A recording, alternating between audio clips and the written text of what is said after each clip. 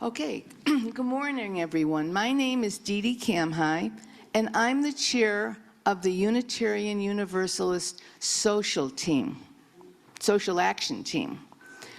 We are all aware that we gringos have been asking for this type of forum for a long time. This is an opportunity for us to learn more about the history, customs, culture of the people who have welcomed us to live here. And they're very welcoming, but we have to remember we are visitors. I'm proud to have had the brilliant idea to request that Dan Grippo and Carlos Navarro join us for this series. And I think you've all had the brochures, so you know what it's all about. On Saturday, this coming Saturday, August 9th, Dan and Carlos, who will be here next week, are inviting you to come to a luncheon, a question and answer luncheon. You can ask anything, just like we got from the audience. He knows everything. And Carlos knows even more, because Carlos is a native, and that's what he does for a living, is he explains Mexico to gringos. So if you're interested in the luncheon, Larry Peel will be outside after the service at the table, and you can come. It'll be at Mannix 2. Does everyone know where the new Mannix is? It's Carretera Poniente, number 111 in Ajijic. Now I'm sorry? Well, it's before that. It's right before the Serenada Cafe, right. The menu, you can even decide what you want now, is chiles nogadas, chicken mole, or a vegetarian plate. And the cost is $250. And like I said, you can sign up with Larry, and if you want to do it, if you happen to be around Mannix, you can go in there and sign up. They know all about it. It's August 9th, Saturday, at 12 o'clock. Okay? Oh, now let's turn the mic over to our speaker. I will tell him. Dan holds master's degrees in both religious studies, Latin American studies, and a PhD in Latin American history, and he specialized in Mexico. So you can't get anybody more informed than Dan. He's lectured every winter at the International Friendship Club in Puerto Vallarta, and that's where I met him. I've known Dan 20 years. As well as he came to LCS many years ago and to the Oaxaca Learning Library. So he is a real expert, and let's give him a round of applause. Dan Grippo is going to speak. Thank you.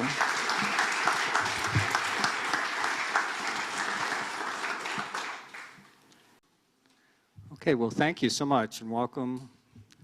I feel welcomed. A little bit higher, maybe? Thanks. Let me know if can you hear me okay? Yeah, okay. I usually am pretty good with the mics, but let me know if you have any trouble. It's good to be here. And as Dee Dee said, we've known each other a long time. I've been in Puerto Vallarta for the last 25 years, mostly. I first came to Mexico in 1980, and someone asked me yesterday how I ended up getting interested in this field, and so I realized I hadn't really put that in the introduction. You know, you can talk about your degrees, but why did you take that path, right? So I thought I'd just start off with just a little bit, because I think it relates and maybe illuminates a bit some of the themes. And before I do that, my plan is to do about, I believe, with the 3-hour time, I believe it's good to get up every hour just for 5 minutes or so. So I'm going to do like 50-50-50 with a little break in between, you know, so we'll treat it like 3 class periods, because I believe... Have some water outside, free water outside. Yeah, that would be good too. I bring my own hydration. I will confess to being a Diet Cola addict of the first degree. As Didi, anyone who knows me knows I always carry my own. So I've got a little bag here with my reserve, and I've got I'm all set up. So you'll see me sipping once in a while. But actually it was, my first introduction was through religious work, and so I thought that was perhaps a bit appropriate in the setting. With campus ministry, I was a campus minister early in the late 70s and 80s, and on a Catholic, I was a Catholic lay missioner, and at that time there was a lot of focus on Latin America. There was, if you remember the 80s, there was a lot of civil wars, Contra, a lot of atrocities, terrible things going on in El Salvador, Guatemala, Nicaragua, a lot of tragedies. And the Catholic Church was, the progressive part of the Catholic Church was very involved in Latin America. Anyway, so I got invited down to Mexico by some students. I was taking first semester Spanish. As campus minister, I could get free classes. So I thought, well, I think it's pick up Spanish. I never had it in school. And they invited me down to Mexico City. This was 1980, and I went along with, I actually had note cards. One side was in English, the other side in Spanish. That's how basic my Spanish was, you know. ¿Dónde está el baño? So anyway, to make a long story short, I got a baptism into Mexico City, and all the charm and chaos and life of Mexico. It was just eye-opening for me, and it kind of stole my heart. And then when I did the religious studies, I went on for a master's in this line of sort of ministry work, and I got introduced to liberation theology, which is a big movement in theology and in Catholic circles and in all circles. Really all religious circles were influenced by liberation theology, kind of the voice of the poor coming forward in Latin America. So I organized some trips. I went to Cuernavaca. We called it a reverse mission, you know, because the early model of mission work, which we'll see in some of this, you know, was you bring the good news to these poor people who don't have the good news. And the reverse mission is we go to learn from the poor what our mission really is, and they teach us.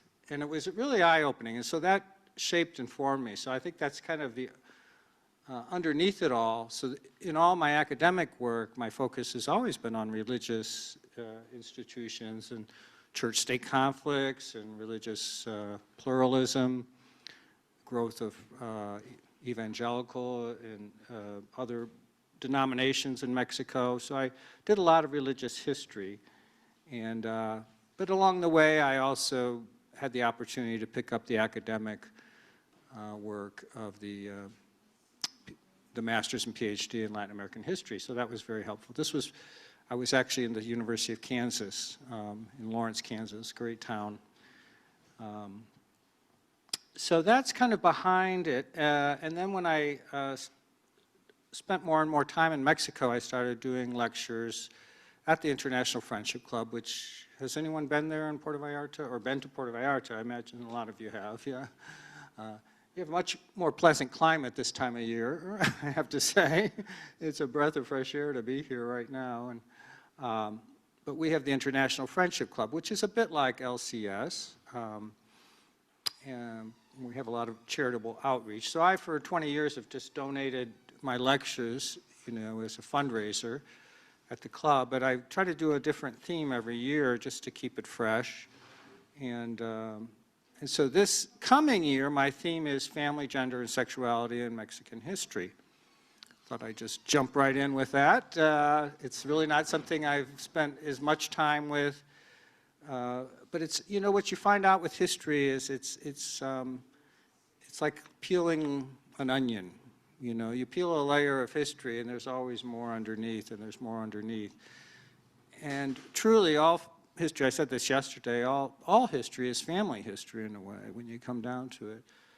We all come from families, we have family histories, so the way we experience the world in contemporary times is through a lens that was shaped early in life with gender expectations and roles and you know, family dynamics and the way people treated each other, men and women, father and mother, or parent and parent, spouse and spouse, or however it was, or single parenting today. And the same 500 years ago. It's just that until recent decades, that was hidden history. You know, it wasn't written about, it wasn't considered important by the people writing the history, which of course were mostly men until maybe 50, 60 years ago. Often with military, you know, leaders front and center. In fact, I was talking to somebody after the service yesterday, and she said, a Mexican woman, and she said the history they teach us here is terrible. You know, it's we don't learn anything truly. It's just a bunch of fables and myths, you know, and conquering heroes and all this. And yeah, you can see it.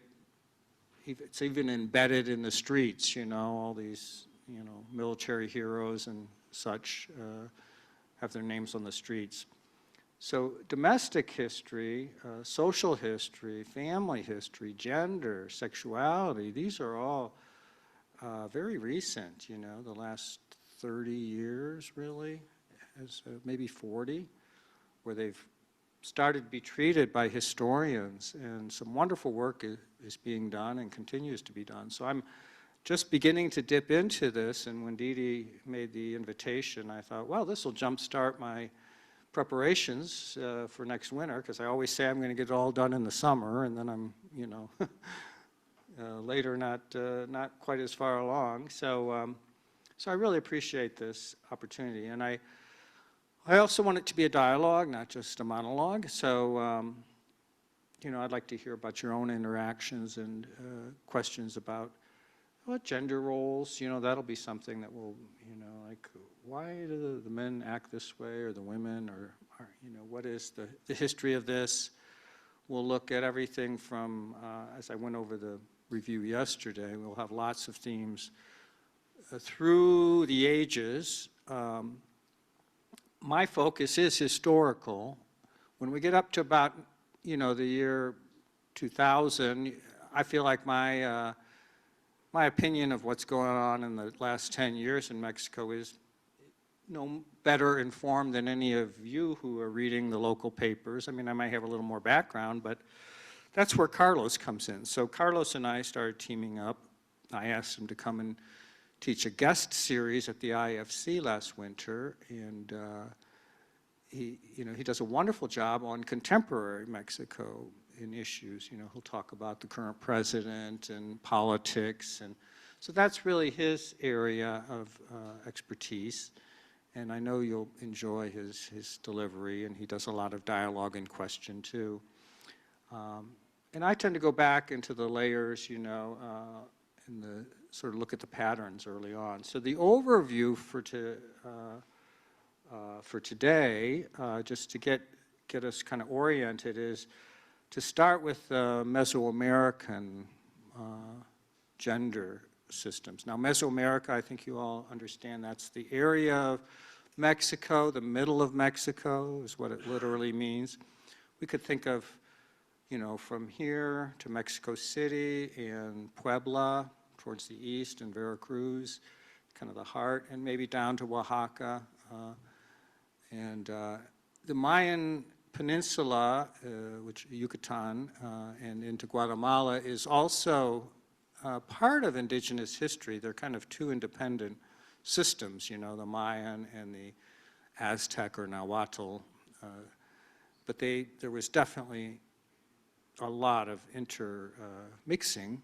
It's just that the Mayan had their flourishing a little earlier, and they, after 800, their big capitals sort of disappeared, the Great Disappearance. We're not quite sure what happened, famine or whatever, and I won't get too far into that. But after that, we had sort of small Mayan communities spreading out from the lowlands to the highlands. And then that's what we know as Chichen Itza, Tulum, all those, Palenque, beautiful place down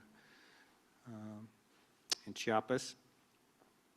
But their system kind of flourished a little earlier, and by the time the Aztecs emerged, the Aztecs are actually a very late indigenous group.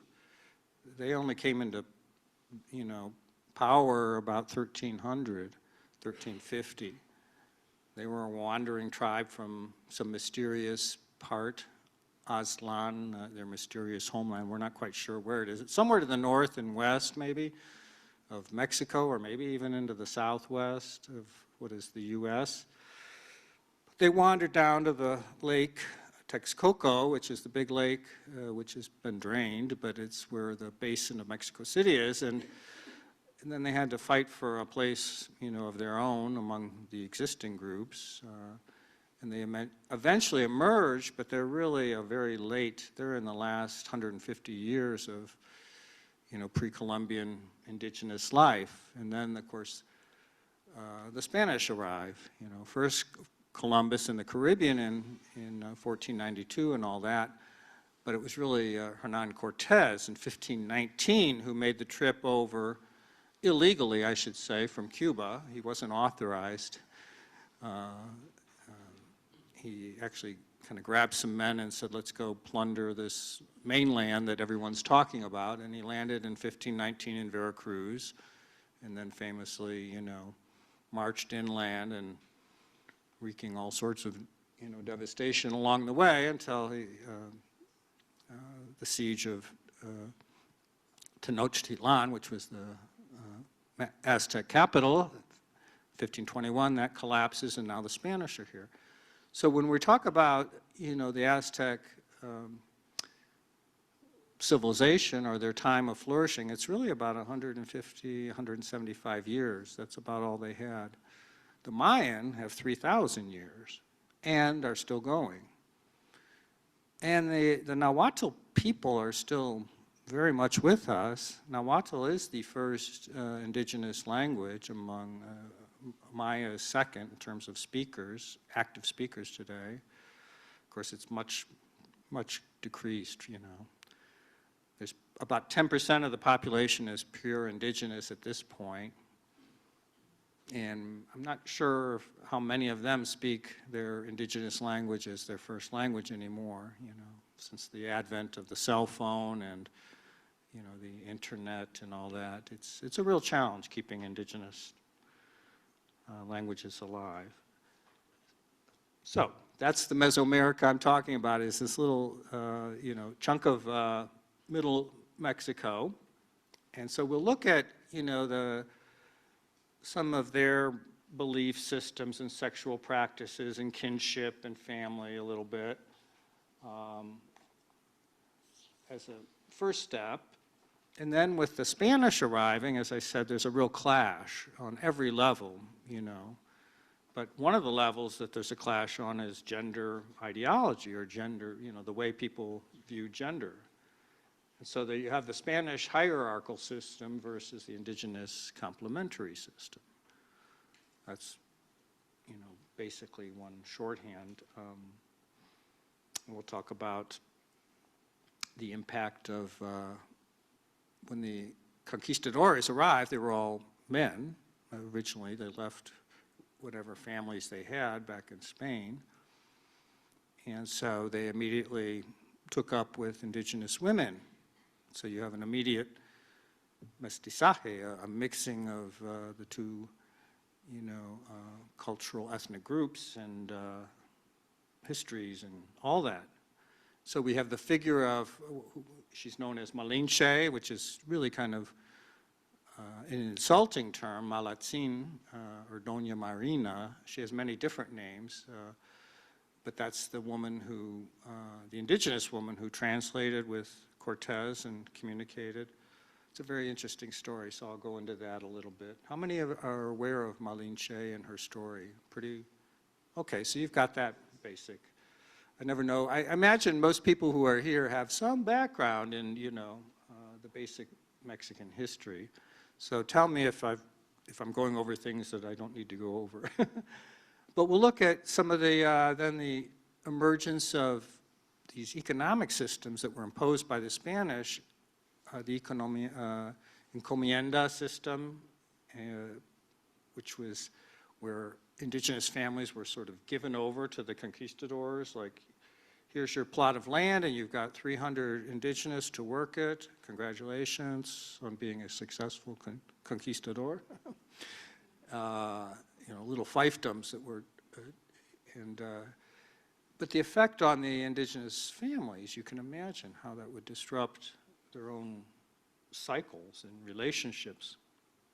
You get this emergence of mestizaje, and then you get colonial families, the strategies of adaptation and syncretism, of mixing of traditions. We move from there to the consolidation of the colonial order. So all of that was like, well, the pre-1519 is the indigenous foundation, right? Then from 1519, when Cortez lands, to about 1600 is the period of early transformation where everything's in flux, and you know, the Spanish are gradually dominating different areas. They're coming into this area, right, with the founding of Guadalajara, and heading south to Oaxaca. And then we get the consolidation of colonial order, which is about 1600 to 1650. That's when the Spanish really took control. And so the Spanish have legal codes and their impact on the status of women and how that differed from the way women, the rights they had in indigenous communities. The Catholic Church's role in, you know, defining family structures. Convents as alternative spaces for women. Let's see what's going. So we've got convents, and how many of you know about Sor Juana? You've heard about Sor Juana, the famous Mexican nun who, and brilliant writer and poet. I can talk about her. Can I ask a question? Yeah. When you talked about the conquistadors and the women, and you kind of say they joined, but is there any evidence that they were joined voluntarily, or was it just mostly an issue where they were just raped and taken over? Because why would they choose to leave their people to go with these conquistadors by choice? Well, it was both. If they were elite indigenous women, they might make a strategic alliance with the Spanish, which of course would bring higher status to their offspring in this new order. So in that case, alliances could be made. The indigenous people, after the conquest, many of them, for a while, they were allowed to have their own sort of communities, and they had to just supply the labor tribute that I was talking about. As long as they, you know, did their tribute, and it was a similar system to what the Aztecs, frankly, had imposed when they conquered people. They said, you can stay where you are and carry on. You will owe us, you know, this amount of tribute every year, and if you don't pay it, we will come and exact our retribution. So in the same way, you know, the Spanish, obviously, they weren't going to, you know, a few thousand Spaniards weren't going to control 3 or 10 million indigenous, so they left them where they were, and then they started making alliances. But at the same time, many were just raped by another name, you know. Part of the tribute might be, we will take, you know, 10 of your daughters, you know, into our, you know, and the amount of concubinage or that kind of informal relationships was very common. In fact, the same Malinche that we're talking about was passed from Cortez to one of the other conquistadors when he was done. And she actually ended up with, I think, 3 different Spanish partners, you know. So it is an interesting mix, yeah. Could you indicate that the Aztecs were less male less male dominant? Well, what I would say is there was a different gender ideology. So why don't I get into that a little more detailed now that I've kind of given the overview, and that'll be a good place for us to start. Is that what your question is? Yeah, yeah. If anyone has a question, raise your hand, because the people on the Zoom can't hear your question unless I give you the mic. Thank you. Okay. So yeah, that's a good place to start with your question. And I would say that they weren't, well, I think they're, male-dominated. It wouldn't apply as much to indigenous cultures before the Spanish.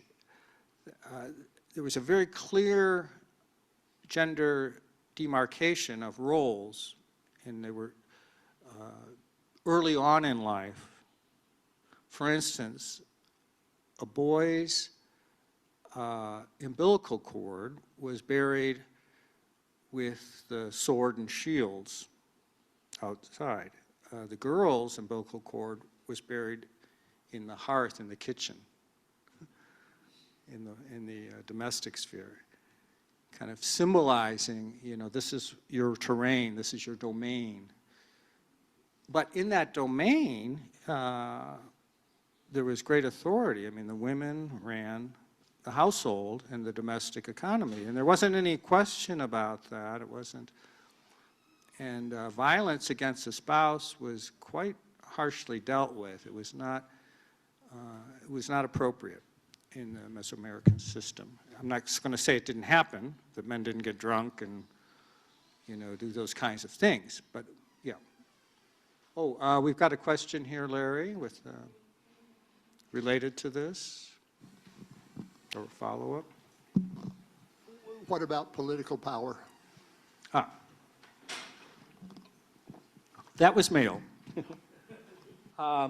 If you define, political in the exterior world, I mean, the priesthood, for instance, was male, and largely male, but the women also had sacred power. And this goes back to the complementary sacred realm. The gender roles were complementary because their gods and goddesses were also complementary. They had a pantheon of deities that were both male and female. And so it's interesting to look at a religious system and see how it might reflect or perhaps shape the way people look at gender, and so you can analyze, like in the Catholic tradition, which I have a lot of background in, we know that Mary is present, but she's not really equal.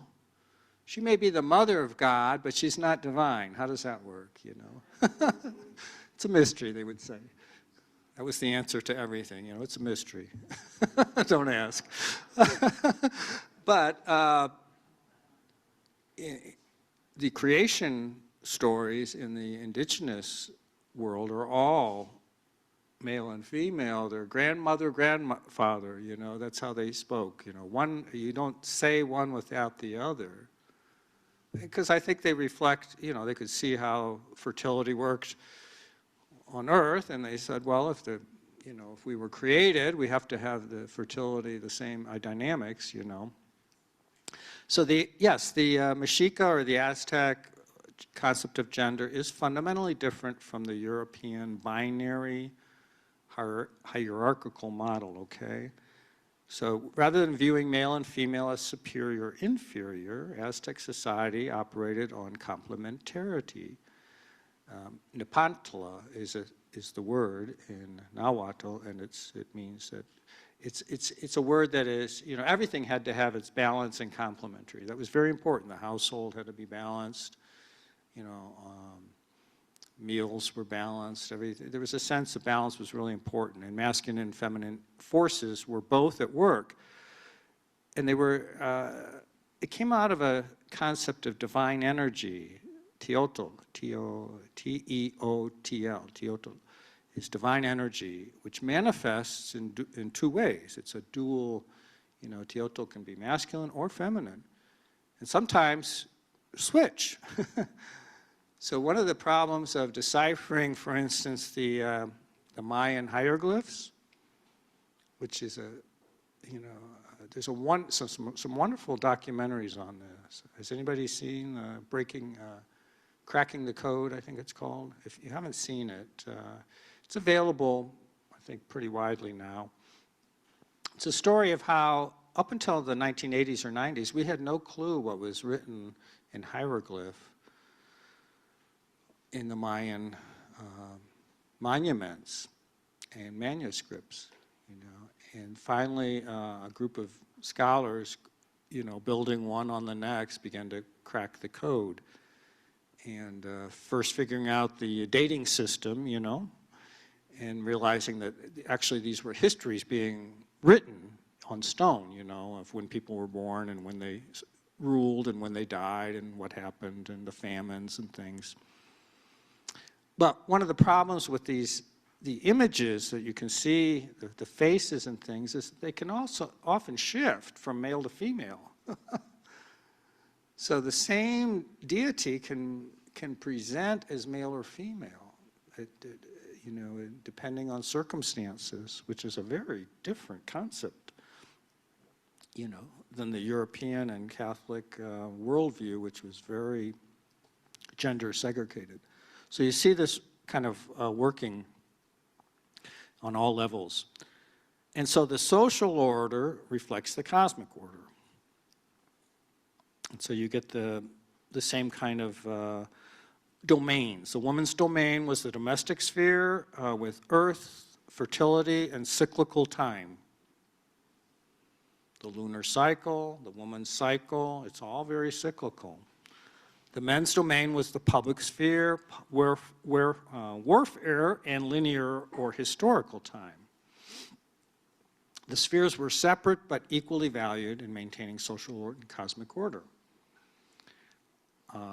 And the crossover between spheres could occur during rituals and life transitions. So one thing about ritual that is really interesting is that ritual serves as what we can call liminal space. Have you heard that concept? In between space. So let's take a carnival, for instance. Well, what happens at carnival? People get wild, and they get wild by often dressing up as different kinds of people, stepping outside of normal roles and patterns and being someone else and kind of being in a separate space and time. And this is what ritual can do, is kind of break the everyday reality, kind of break through to something else. And so you'll see a crossover sometimes of in gender during ritual moments, like a man taking on a woman's dress in the ritual, the Aztec ritual or something, for a specific purpose. And everyone kind of understood that. Because sexuality was also a sacred energy, and so it had a ritual function, which we've kind of lost today. It wasn't. It had significance on various levels. It was also other functions that sexuality had, but it did have a ritual, sacred kind of function. Now, economic roles, someone asked about that. Well, market vendors, textile production, food preparation, these were all women. They held crucial economic positions that extended far beyond, simple domestic labor. They controlled significant aspects of the economy and had a lot of power, economic power. They dominated the local and regional market systems, which are called tianguis. We still call them tianguis. You've heard that term, right? That's an indigenous word. The female merchants also participated in long-distance trade networks. They had control over food distribution and preparation, so that gave them economic leverage. And the markets served as like a centers of exchange, informal exchange and social networking. You can imagine that, going to the market and catching up on what's going on around town. Textile production was also economic power because it was a major source of wealth and tribute Remember I said tribute was really important, so you had to bring tribute into the capital, into the Aztec power source, if you were one of these local tribes that, fed into that. And by the way, that's one of the reasons the Aztec capital fell so easily, in a sense. Not easily, but fairly easily when you think of a few thousand Spaniards. It wasn't just the Spaniards by any means. The Tlaxcalans, which is another indigenous group, they immediately sided with the Spanish because they were the enemies of the Aztecs. So the Aztecs had a lot of enemies, which at a time like a conquest, that's not a good position to be in, right? So that's a lot of the reasons they fell. There was a lot of resentment towards them. But the textiles could be very powerful, as I say, and the women had a lot of control over that. Textiles also served as currency and as diplomatic gifts, okay? So that's a powerful factor. And elite women could supervise, large textile workshops with significant economic output. I'm talking about indigenous women, so they had significant power there. Also managed household food productions, including those chinampas, which are the floating gardens. Has anybody been to in Mexico City? Yeah? Mm-hmm. Xochimilco, the floating gardens. That's how they, how did they manage to survive with all this water, while they turned them into gardens, floating gardens.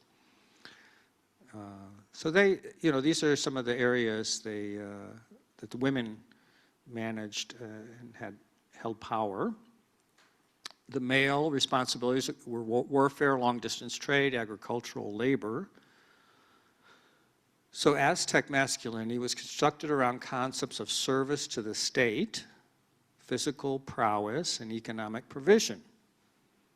And there was clear pathways for male social advancement. Warfare and military culture was mandatory for all men, and warrior societies provided male identity and social organization. The capture of enemies in battle determined social status and access to resources. So one of the reasons the Aztecs and the other indigenous had so much trouble with the Spanish is that in indigenous warfare, a lot of the time, the goal is not to kill your enemy, but to capture your enemy and to bring them back. In fact, they would call them the flower wars, where they would have they would stage these wars, and the point was we need a certain amount of captives, so we're going to go to battle until we have 200 captives, and we're going to bring them back, and they're going to serve us as household slaves. Some of them are going to be sacrificed.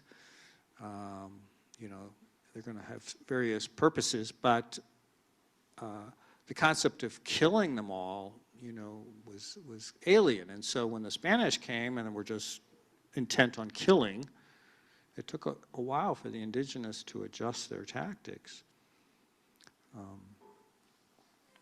So this was where the domain of the men was, the warfare, military, long-distance trade, elite merchant class, that would use trade and military intelligence. So that, trading networks were also intelligence networks, right? That's how you learn, where there's a little bit of restlessness in a community, may need a little more vigilance or resistance to tribute.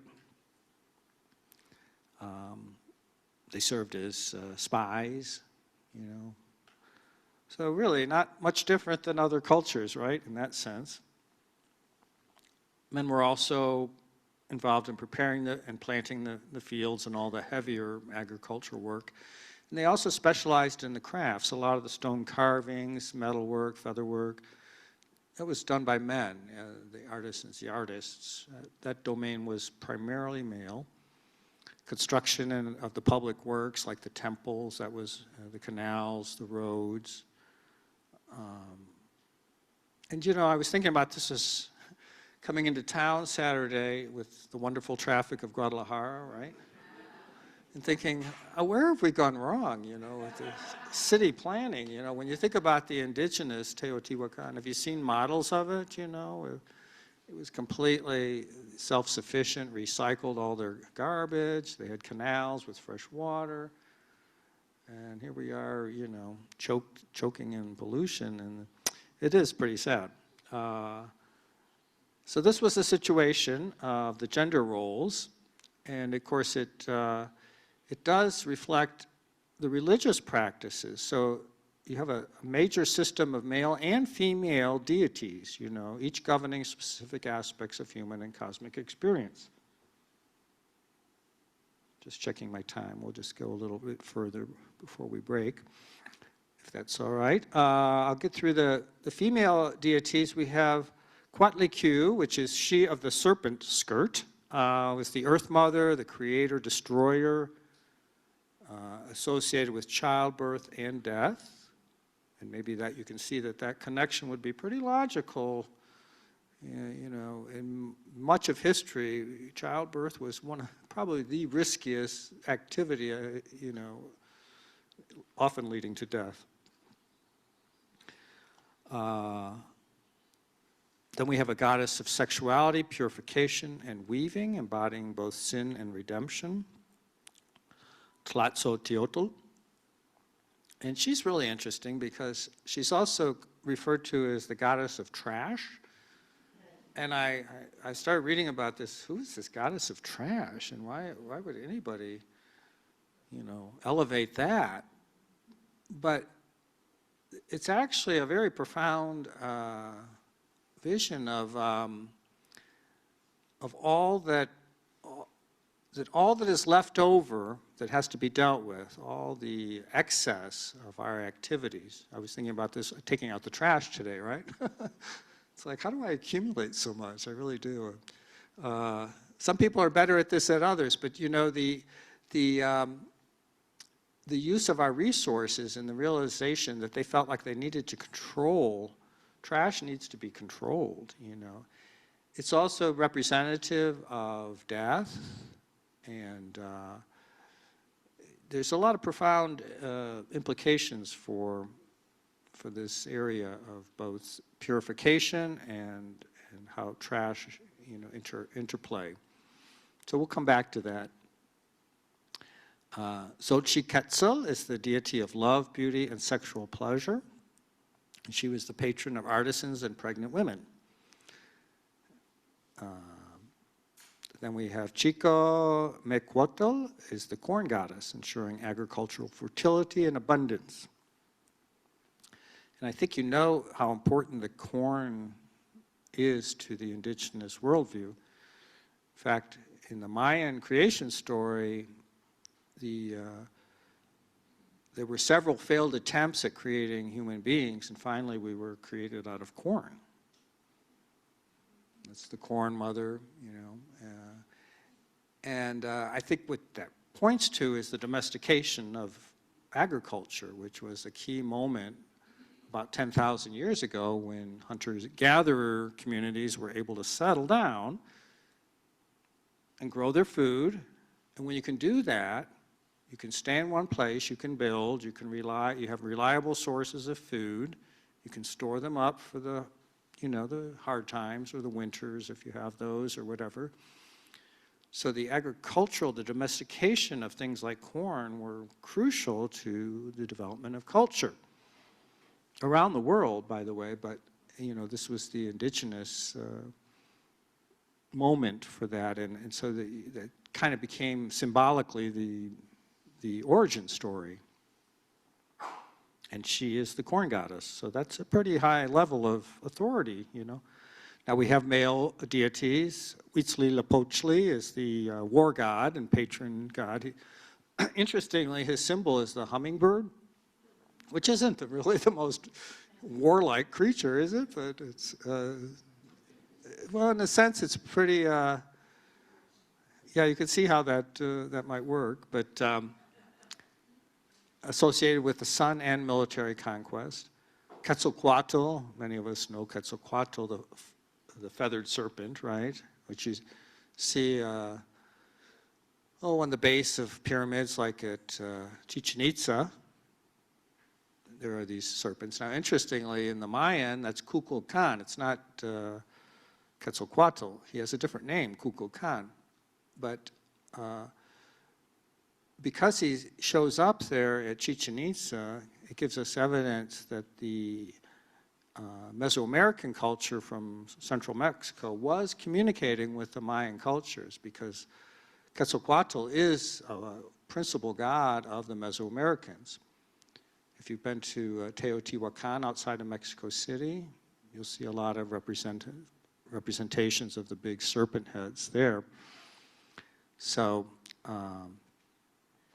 Quetzalcoatl is a deity of learning and wind and cultural development. And you all know the myth of the return of Quetzalcoatl, which was Cortez.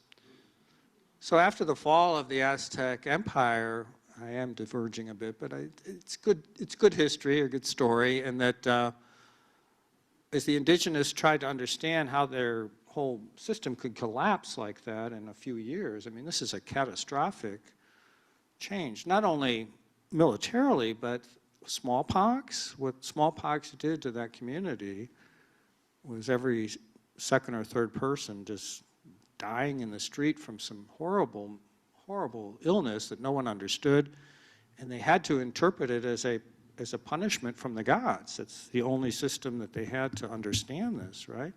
What have we done wrong, you know? It was very tragic, you know, moment in their cultural, it was trauma, you know, deep trauma. But one of the ways they understood it later on was there had been a myth that Quetzalcoatl had been banished from the land and he had gone east, but he had promised to return one day, and as the blue-eyed god.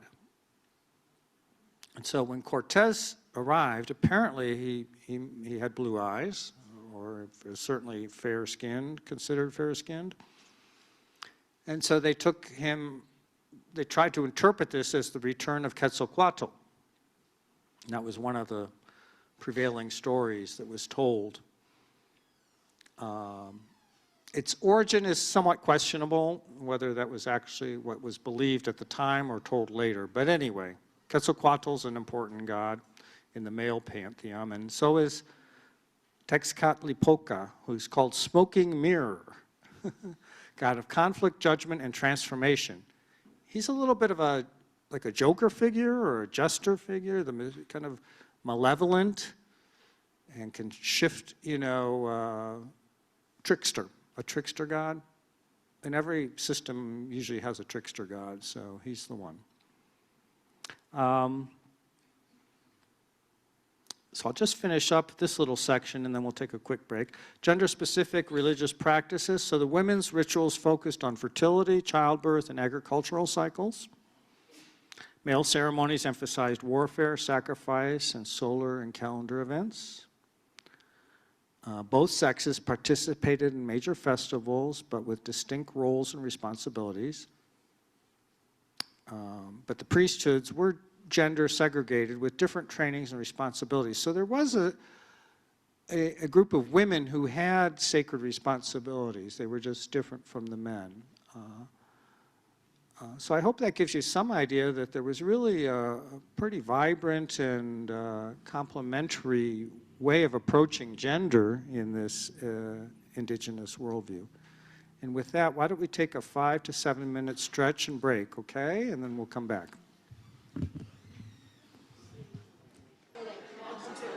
Good. Yeah, I think so. Yeah, sorry, but we'll say hello. Okay, thanks.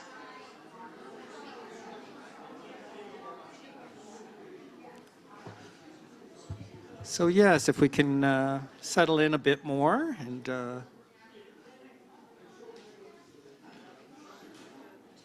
I do have a few slides too, and I'll have more during the week, but and I didn't bring my, I thought I have all sorts of laser pointers at home, so I'll have those with me later to point things out. Actually, you guys have much better views of the screens than I do, but I can see the one in the back. But if you notice, this is the moon goddess, indigenous moon goddess. It's actually a Mayan rendition, and she's holding a rabbit. Oh, I'd asked if those lights could be off, or at least down. They're like a strobe light here, or at least from my angle, but thanks. Yeah, if you need lights, that's fine. I thought the natural light was pretty good, but is that all right for you guys? Yeah, maybe just go with natural light. Just turn those off. Is that all right? I'm still here? Thank you. Just gets warm too, doesn't it? So the moon goddess has an interesting kind of pedigree in the Mayan system. Of course, the goddess of fertility and the cycle, as I said, and so she's holding a rabbit. And they said that it was because they could see the face of a rabbit in the moon, which I suppose is true, right? Yeah, it is, isn't it? So, yeah, definitely. And we all know that the Mayan were incredible astronomers, right? They just have an amazing understanding of the skies, especially doing it all with just the naked eye. But she, as part of the merging of different systems, which we're going to also talk about, once the Spanish began to impose, of course, Catholicism, the conflict is, for the indigenous, is how to maintain any sense of continuity and all that. And one way was to reinterpret their deities through the Catholic system, and so the moon goddess can become the Virgin Mary, right? Having said that, you know, the moon goddess had that whole fertility sense, and that's kind of hard to translate for a virgin, right? But you know, it's a mystery, says the Catholic Church. Another of those great mysteries that I grew up with. So I have a couple other deity slides. You want to do another one there? Yeah. So this is the which is a spirit that we all carry within us, and it's not particularly gendered in the sense that a lot of times your way spirit is an animal that when you're born, you're identified with, like a jaguar spirit or something, and that becomes like your animal spiritual companion, like a guardian angel sort of energy. And so I just thought that was kind of an interesting one to pass on to you. And then let's go on to another one. And grandmother, grandfather, I mentioned, together they create the world. So you can see that in these images, these hieroglyphic images, how it's a duality, very much a duality of gods. Yeah, let's go on. This is good for me to see because my eyesight at distance isn't so great, so I have to really kind of squint to see. But these are the Kapuli systems that I want to talk about next. So this is getting into family structure and kinship and extended family networks. So the Kapuli system represented the organizational unit of Aztec society. And it was both territorial and kinship-based communities. And this is how they structured their social, economic, and religious life. So in other words, indigenous life is communal life. And identity is communal too. That's why everyone had a place and everyone knew their place. And so it was a very kind of structured communal experience of families in kinship groupings, and gradually forming larger communities. So a Kapuli would consist of 100 to 200 related families that claimed a common ancestry. So if you can imagine staying that close to your, extended family of going back several generations, you would, to have 100 to 200 families, you have to be talking about, 4, 5, 6 generations of kin. There were territorial boundaries, including residential areas, agricultural lands, and sacred spaces. And these would all be shared. So the notion of the private property is something that was not stressed. I'm not going to say that there weren't private dwellings, and certainly the nobility had, access to finer residencies. I think the image on your right there would be a noble compound versus a commoner housing unit. There was hereditary leadership through councils as well as elected officials. So there was a kind of a democracy here in that, you had a council, you elected certain leaders, some positions were hereditary as well. But you can see this was the basic organizational structure for society. You can imagine how disrupted this would be, not only through the conquest, but then later on through capitalist, reinvention of how property is going to be treated and how families, communal lands would be handled. But this was collective ownership of the land with individual family use rights. So you would collectively own the land, but then your family would have maybe, our family's been in this house for 3 generations, so this is our home, Then you had kinship and social networks, extended families spawning multiple generations. Marriage alliances between kapulis created broader kinship networks, okay? So you might align with other. You could think of a kapuli as a neighborhood, but it's all of related kin. It's a kin neighborhood, if you can think of it that way, and what a basis would be for your worldview. Spiritual kinship was godparenting or comadre, compadre, as they still very much a part of Mexican life, right? That would supplement the biological relationships. And what would be the point of godfathers and godmothers? Anybody have why would that even emerge?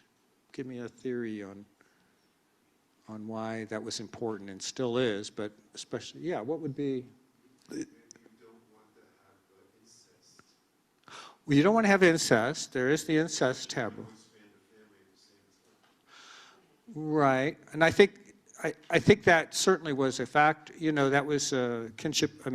Incest was not a healthy thing in any society. So there's always an incest taboo. But I'm thinking particularly of mortality. A male warrior dies. There you go. It's that simple, and women die in childbirth. That too. Life expectancy, maybe 35 years, maybe. And that's not just, 1,500 years ago. Life expectancy until about 1900 was maybe 30s or 40s. People did not live long. So having another set of parents who would be there for you, for the kids, was a very reassuring, way to kind of build in some protection against mortality and the dangerous lives. And it was another way of also providing other role models. Adoption and foster parenting expanded family networks beyond blood relations. Then we have the economic and social functions of collective labor for public works, military service, tribute payment, mutual aid societies providing support during crises, right? So this kapuli, this neighborhood was there for you, when you had your time of need. Educational systems, which would transmit the cultural knowledge and skills, right? So culture's passed on one, parent or tutor to a child, adult to a child, and that's, if you break that cycle for even a generation, you really do break a whole cultural tradition, right? And you can see that today. How many of your grandchildren go to church? Maybe less than when we were growing up, right? It's just not part of, you know, it doesn't take but a generation or two for certain traditions to fall out. So they protected, this is how they maintained identity through this system. So I think it's quite unique and different from a Western, from Western models. Although I will say in the Middle Ages, you know, there was more of this in Western, in Europe and things. I'm not a real expert on European history, but I imagine if you go around the world 500, 600 years ago, you would find people living more in these associations, tribes and such, right? Marriage practices, arranged marriages, polygamy among elites. The Aztec marriage system served multiple functions beyond personal relationships. They operated as mechanisms for alliance building, economic exchange, social reproduction. Marriages were typically arranged by families to strengthen economic and political ties. There were elaborate courtship rituals involving intermediaries and gift exchanges. So there was a lot of, you know, it was a very stylized way of bringing people together. There was consultation with the calendar specialist to determine the auspicious wedding days. Because you know, with the Indigenous calendar system, it's fascinating to, in 2012, I did a series on the end of the world, because I don't know if you remember 2012. That was the end of a major cycle of the calendar system. And there's three different calendars, by the way, that intersect. But every 5,000 years or so, they come together and you flip. It's like an odometer, right? You flip from 1,000 to 10,000. That only happens once every 10,000 years, or 10,000 miles. And then, you know, when you hit 100,000 miles on your car, that's something you watch out for, right? Like, oh, we're at 99,999. And then it flips over. Well, the calendar flipped over in 2012, the Mayan indigenous calendar. And so the predictions were the end of the world, you know. And I remember some cartoon from the New Yorker with a Mayan guy looking really sad, sitting on the edge of the bar, and the bartender says, "Cheer up, it's not the end of the world." So, but in that calendar, every day had a significance and various signs. Some of them were more auspicious, some were kind of not good days to be born on, you know. And so people would plan their marriages around, you know, favorable calendar moments. So you can see how ritualized and specialized every part of life would be.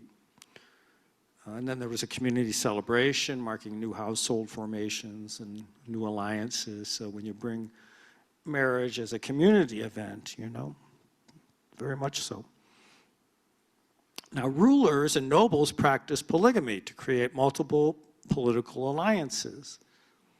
So this was treated, and I think getting back to that earlier question of why would an indigenous woman marry with a Spaniard, you know, voluntarily, it could be with that mentality that we're forging an alliance here, and at least my family will have some protection, right? So it was used this way. Now, there was a principal wife who held higher status than secondary wives. I don't know how that worked out. But, you know, the marriage alliances extended the political control over other communities for the Aztecs. So they would want to have a strategic marriage alliance with each of the communities that they dominated so that they could, you know, have the connections there.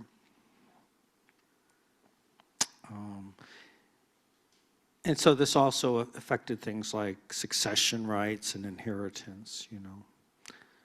Now, commoners' marriage patterns were predominantly monogamous. That was the norm. And economic considerations would influence partner selection and family approval. So you looked for a good mate, a good match, a good provider or whatever, or somebody with some family resources. Divorce was permitted under certain specific circumstances like adultery, abandonment, or sterility, interestingly. Remarriage was allowed and common, especially after a spouse's death. So remember, with the kind of mortality we're dealing with, you know, I mean, people moved on, they had to.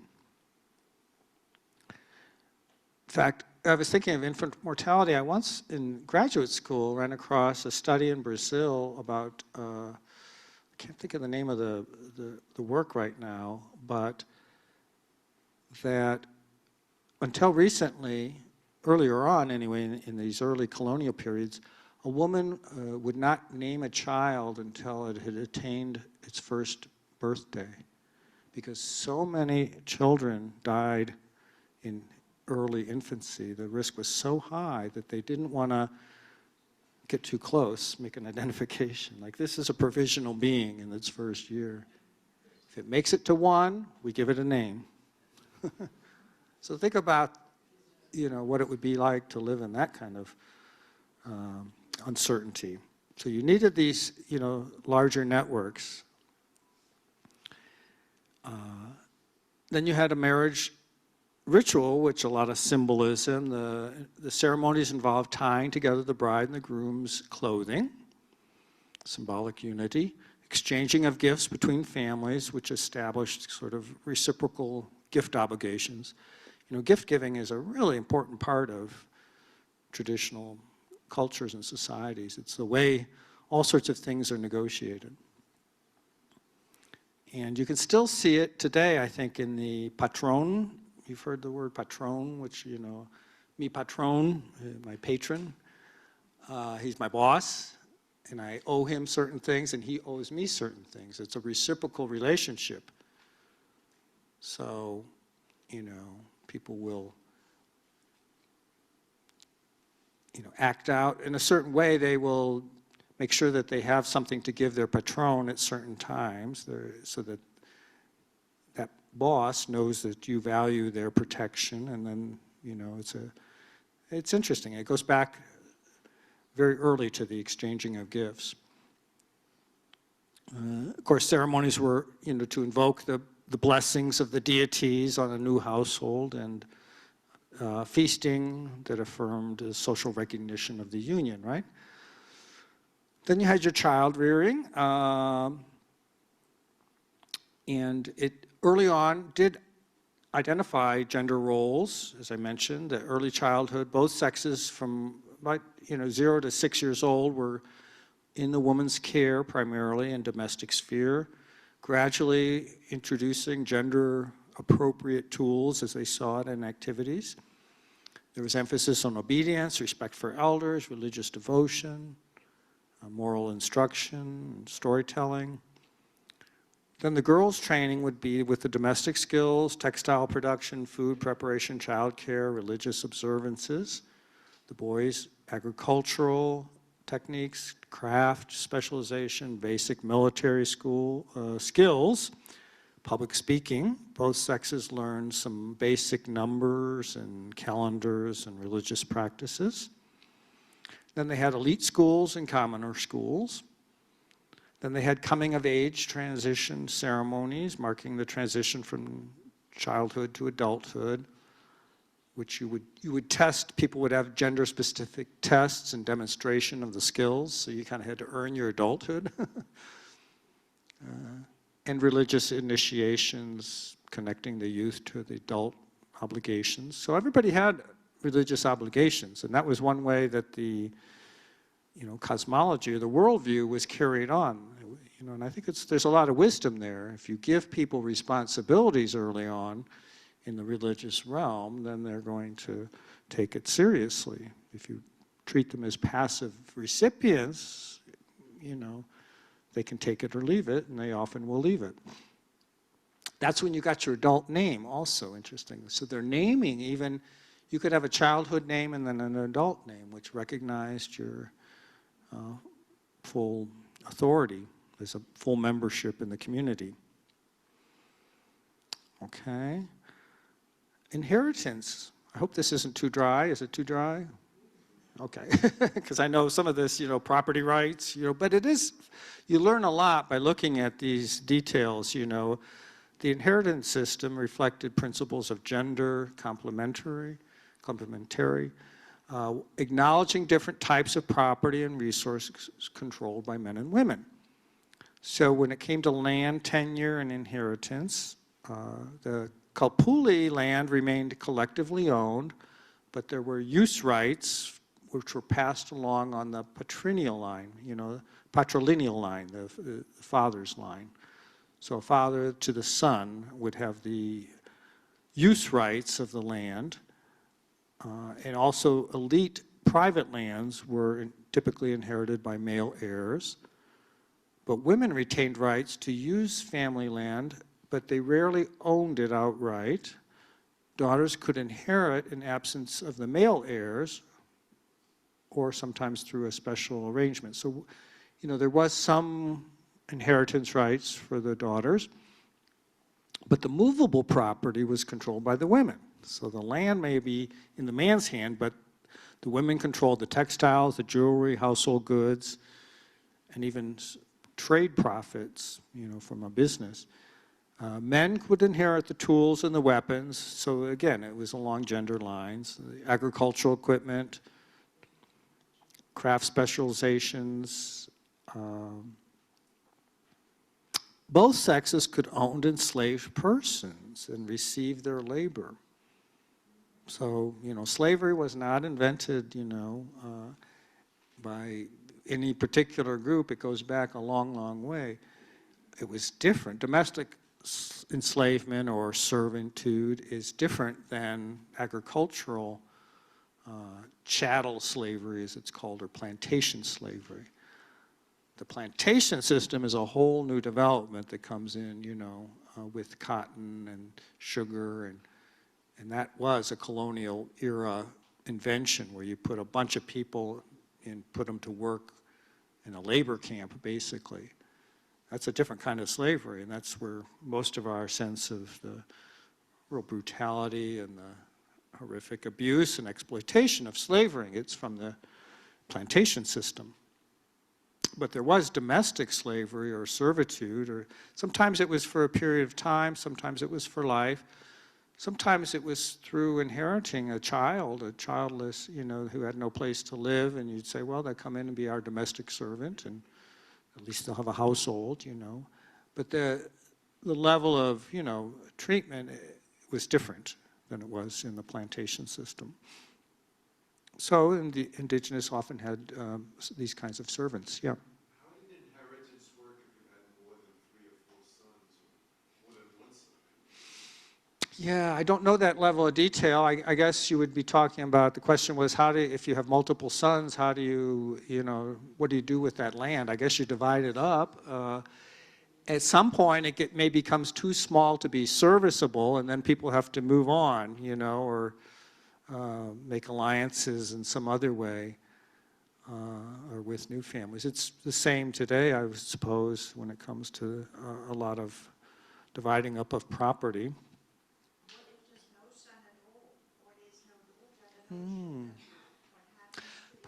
Probably in the community, stays in the community. Yeah, the question is, what if there's no heirs at all? Then what happens? No sons or daughters? Well, then I guess the community, that's why the community, all the rights come from the community and go back to the community. So the land, does basically, it is communal land. So that is a way that it can be preserved in the kinship, in the larger kinship area, yeah.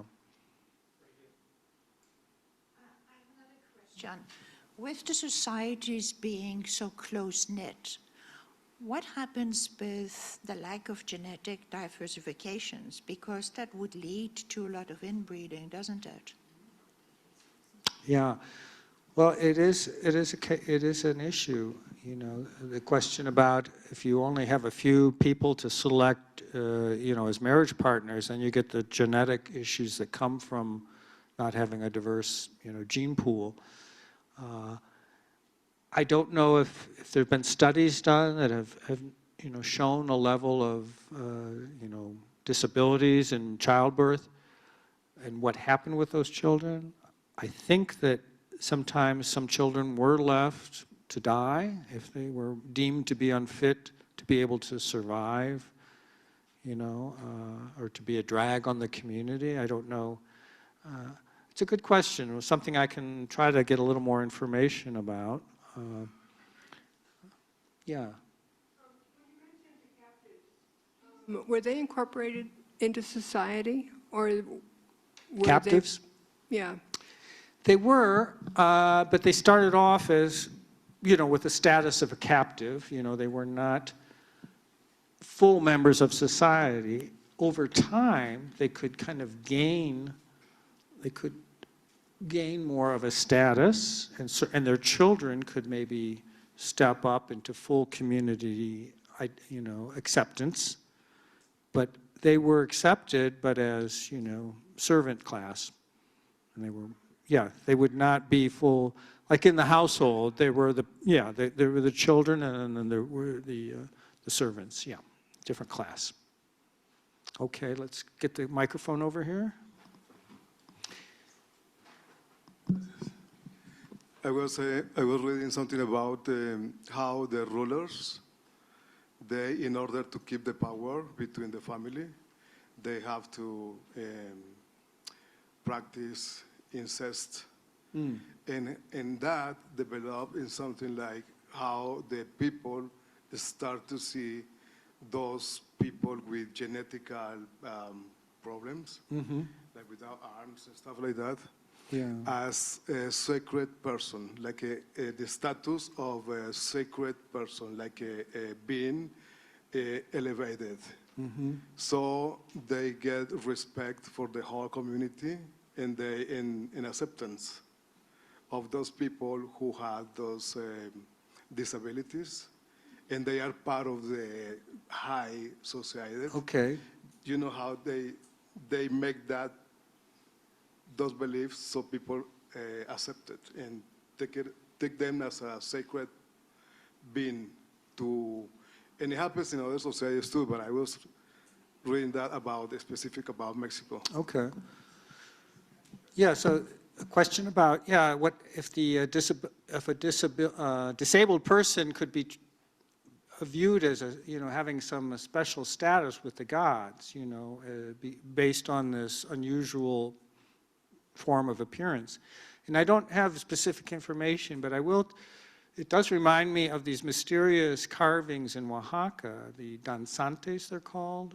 If you've been down to the Oaxacan ruins, Monteban, thank you.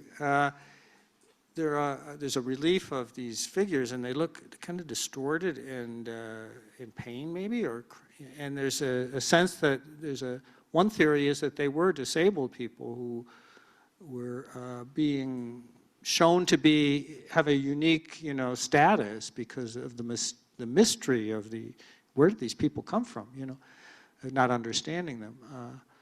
There's other theories that they were prisoners or they're being tortured, so we're not quite sure. But it's an interesting idea, and I should have brought a geneticist with me.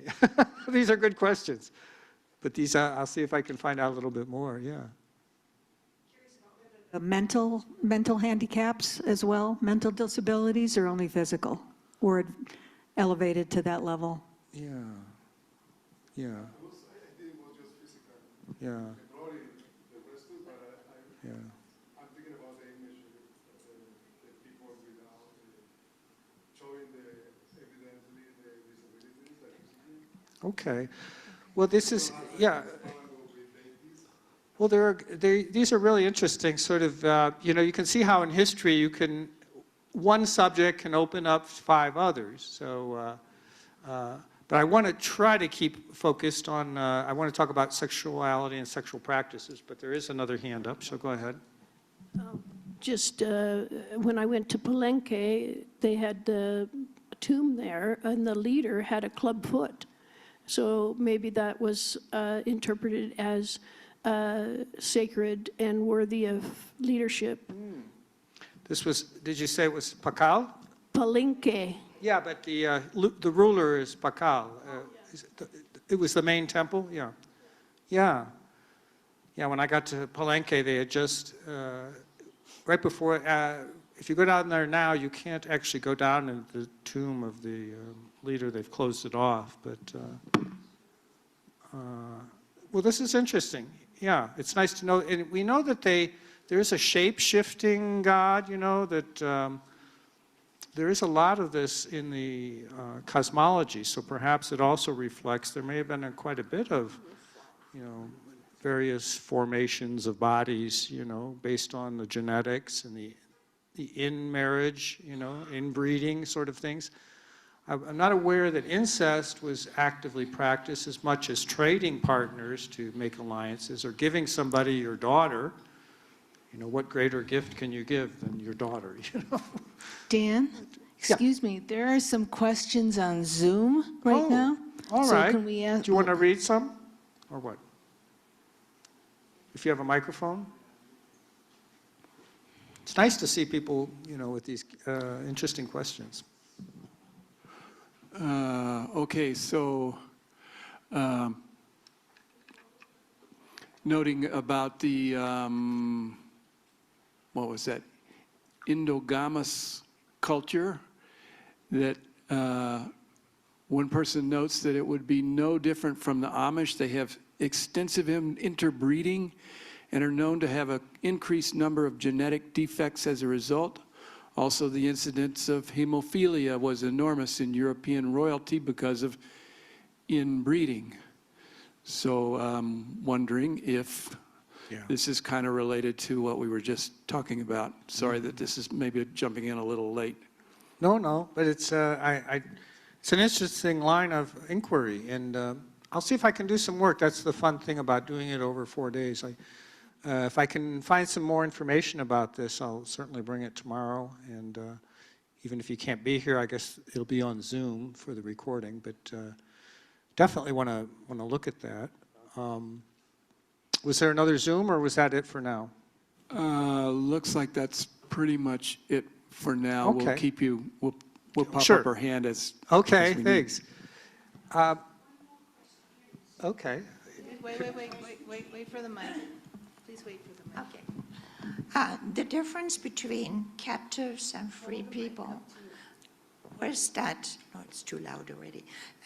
Was that a closed like caste system, or could captives become free people and marry the other free people? Well, that's related to the earlier question about their status, and I would say that originally, when they initially were brought in, they would have a captive status, and that was pretty fixed. Over time, people could gain status, and we're going to actually I want to talk about the caste system in the colonial period and how you can move up and down the ranks of mobility, you know, social levels. So it was possible. There's a whole group of children called Hanisaro I was researching last year on the border history. And in the colonial era, there was a lot of indigenous slave trading with the Spanish. This is getting up into the border area, but the Apache and the Comanche and the more aggressive indigenous tribal Indians, once they got the horses and could maneuver, they would go on slave raids of sedentary, like the Pueblo Indians, scoop up a bunch of Pueblo Indians and sell them to the Spaniards and to get guns and things like this. It was pretty ruthless, that whole area, and so slaving was done. But the offspring were shunned by both the Spanish and the indigenous as like this outcast children, you know. They weren't recognized as indigenous, they weren't recognized as Spanish, so they had to grow up as these Hanisaro, they were called, like a third group, you know. But then they could gradually be adopted into families as domestic servants, and then they might be able to marry into a community and, you know, kind of gradually gain status. So you'll see, and why don't we put the, can we put the PowerPoint up? Because I do have the caste system, so I want to make sure I get to that today. It'll help you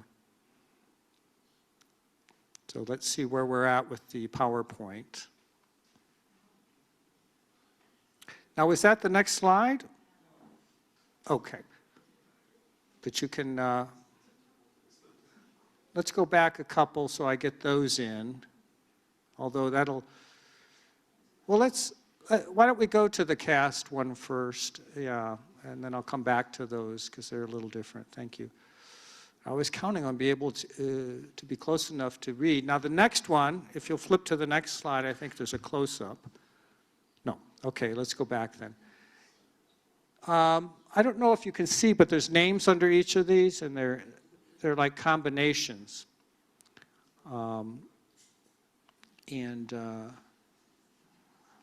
But basically, in the colonial period, I'll just say that there was a very heightened sense of who your parents were, and each coupling had, like a Spanish with an indigenous, their offspring were called mestizos, right?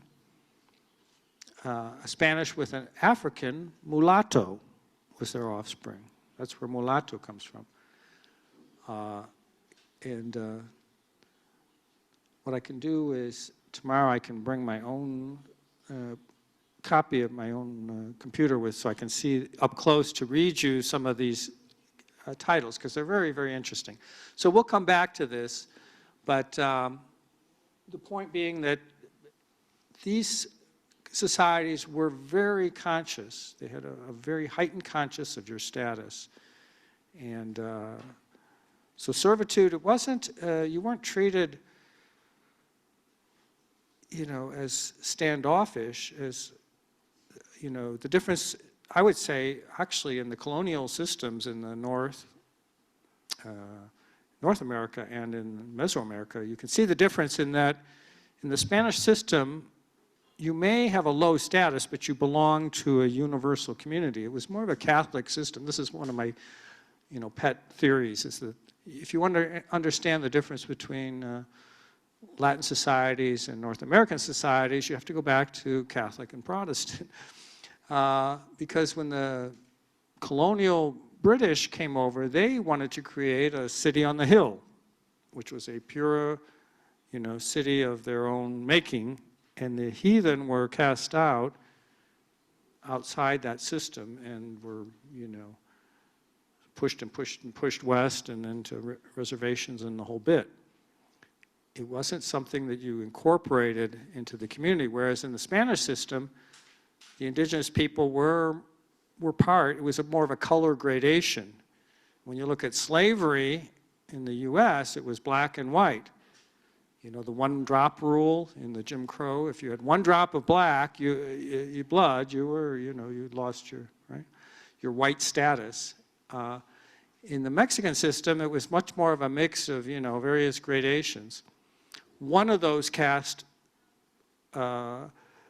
painting shows a lighter-skinned person mirroring with a darker-skinned person, and it's called taking a step back, paso atrás. That's what the and so you could see that they had this same, there's been a color hierarchy in these systems. It's just that I think the Spanish system was a little more fluid, and you could kind of move your way up, including you could buy a document that gave you a higher status if you paid the right people. You could buy a whiteness document. Yeah, pureza, yeah, pureza de sangre. That was for sale. So it's a fascinating area, and let's see what we can move to. So let's talk about sacred prostitution. How about that? Why not, right? So if you bring the slide up again, we can talk about this, the PowerPoint.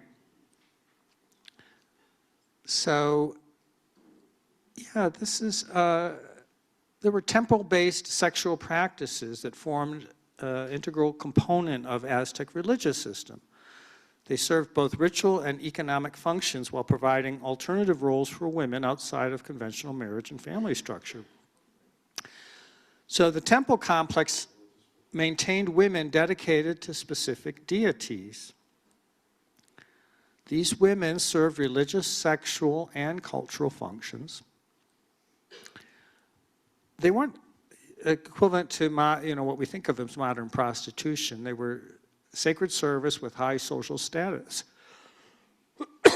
And they were integrated with the broader temple economy and religious hierarchies.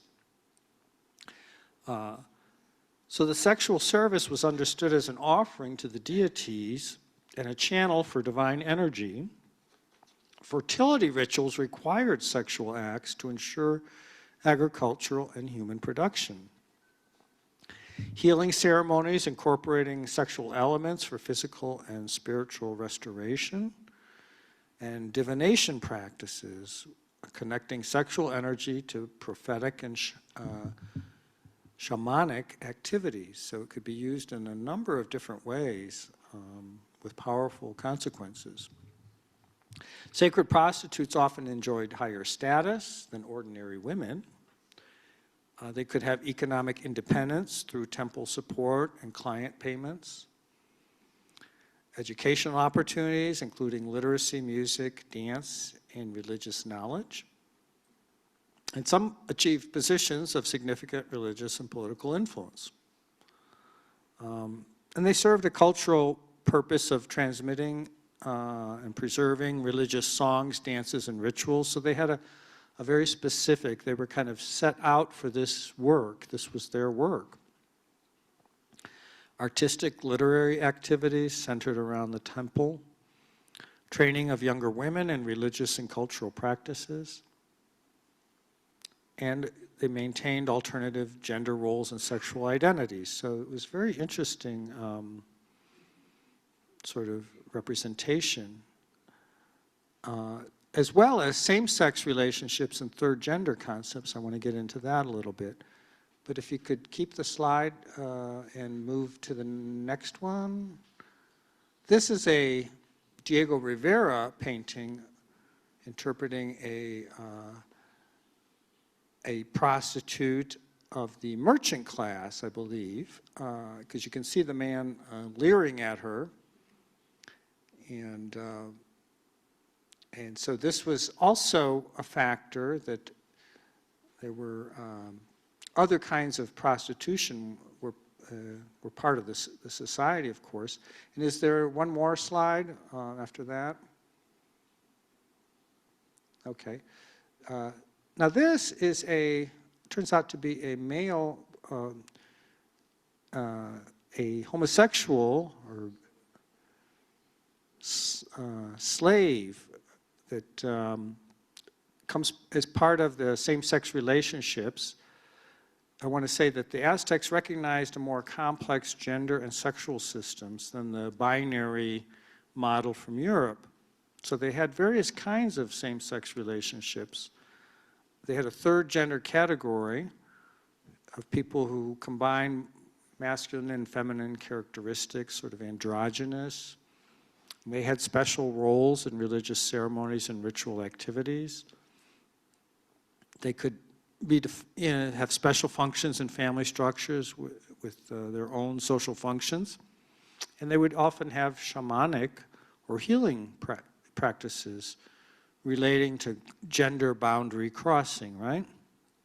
So there is evidence that for tolerance, that there was tolerance for certain forms of male same-sex activity.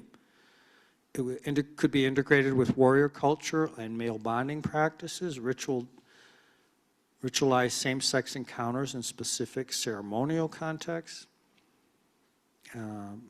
Although there was a social distinction between an active and a passive partner, and this is pretty common too, that the active partner would have a higher status in society. This was very much part of the Greek,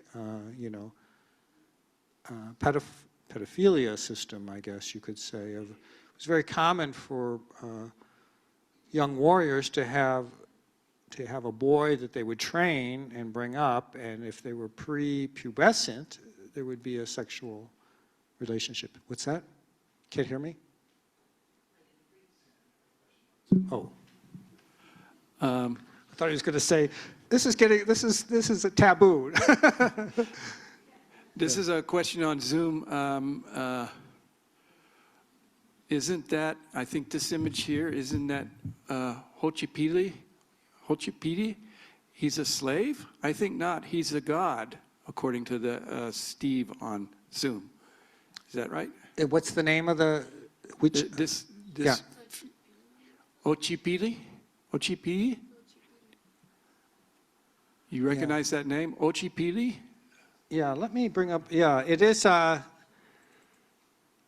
in a ceremonial context, I think he was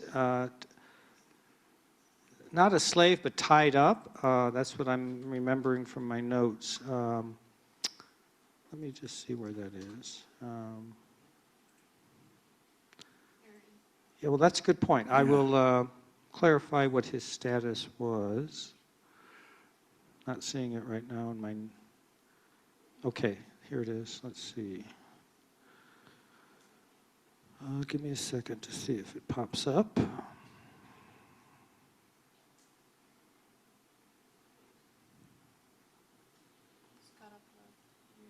Okay.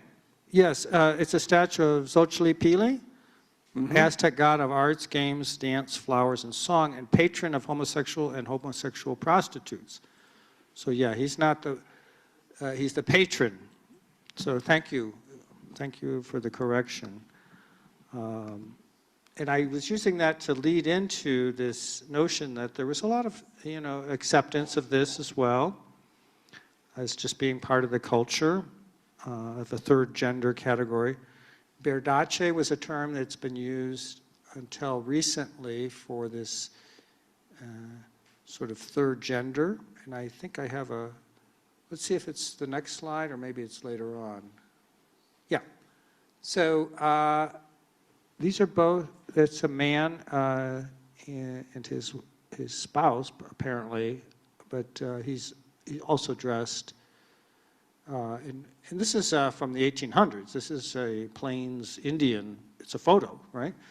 So it's very recent. So throughout indigenous cultures, you have sort of third gender roles that could be accepted. Some people identified as a third gender, or what we do. Today we speak of transgender. The term two-spirit has been used, and that's actually a two-spirit pride flag there. That's not universally accepted either among indigenous or native communities.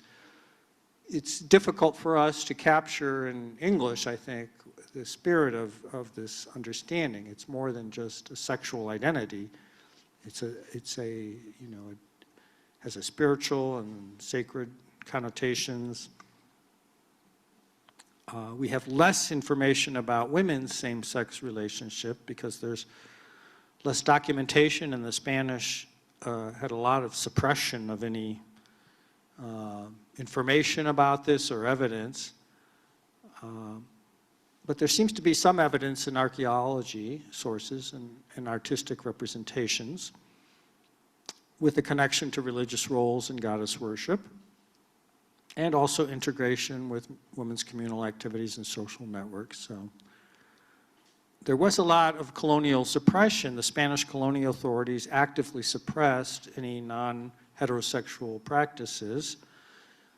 Christian missionaries condemned indigenous sexual diversity as demonic. Even the sense of concept of sin, sex as sin was something that, coming back to that earlier reference of the goddess of trash, she had a relationship with fertility and sexuality.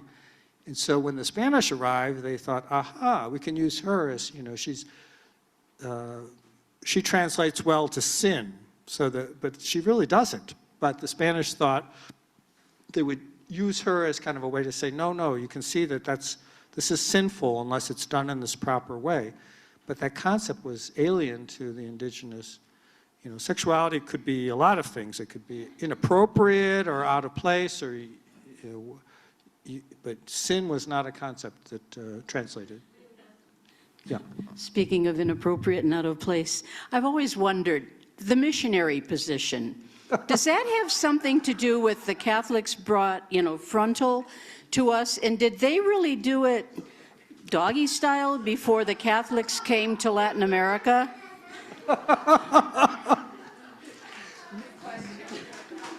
I must say, that's the first time I've got that question, yeah. And I'm going to have to do some research on the missionary. I will say, yeah, it is a sort of a shorthand for, do it the traditional way. Don't get too creative in bed, because you're liable to end up in very sinful, pursuits. And obviously, yeah, certain kinds of sexuality were considered, forbidden. I mean, anal, or we can get into details, but well, I'm getting outside of my range of yes.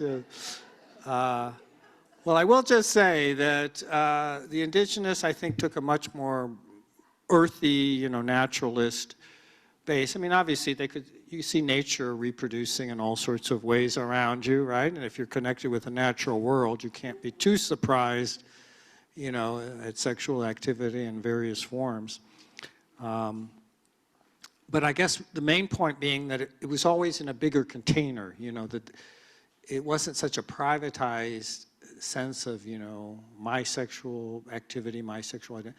It was, in the service of some larger goal. And of course, fertility was very important because of mortality, You've got these competing forces, and mortality is always at work, killing off your people, and so you better be busy reproducing them.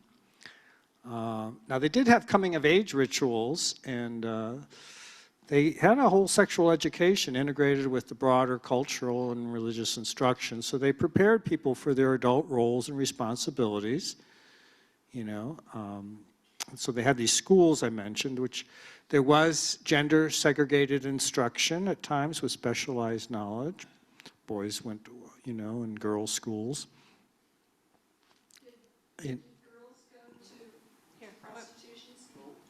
Did they go to prostitution school? Were they chosen? Were girls chosen at an early age to be a prostitute? That would be my Or did guess. their parents present them to be prostitutes, or Yeah, how'd that work out? well, even in use of, permit them, I think it would be more, it might have been more of an honor. As we see in the system, these women had very elite lives, and like a courtesan, of a very But elite. if you've never had sex before and you're a child, I mean, or even if Yeah. you've never had sex before, how can you make that good. kind of decision, because you probably wouldn't have been Yeah. around it, or, I mean, everybody here knows Right. that's, Well, that first time's a learning experience. Yeah, well, the idea that, children would make their own decisions was pretty foreign. Adults, I mean, they were property in a way, especially they could be sacrificed, they would be offered. Many of the, at the bottom of the, in Chichen Itza, there are these cenotes, right? The sacred cenotes. The bodies that they find down there, a lot of them are young girls, adorned with jewels and things, because they were considered the most precious gift. And what happened when they inevitably got pregnant? I mean, did they have like a passel of children, or? That's a good question, because that wouldn't work so well for a temple prostitute or sacred, yeah, would No, it, to be no. out of commission for it. Right. They probably practiced birth control. And So with the herbs or yeah, something? they probably Yeah. had their ways. Yeah. And then the other thing I want to ask is, you talked about the man who was a servant to another man, and he was a homosexual. But did the servant choose to be a homosexual and was forced to be by his owner?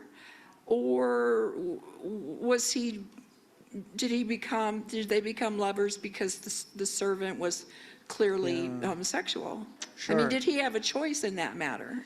Well, these I'm questions. really big on people yeah. having choices. The questions are fascinating, but they also point to something I want to point out, that when we go back to these societies, I'm hearing a, yeah. Can I help you? Questions? Did you, I hear a murmur, so is there a question? Or, Yeah. Yeah. Did you finish? oh, You're no, I'll wait. Yeah, go ahead. Okay. Yeah. How, in the community, how did your physical assets play into it?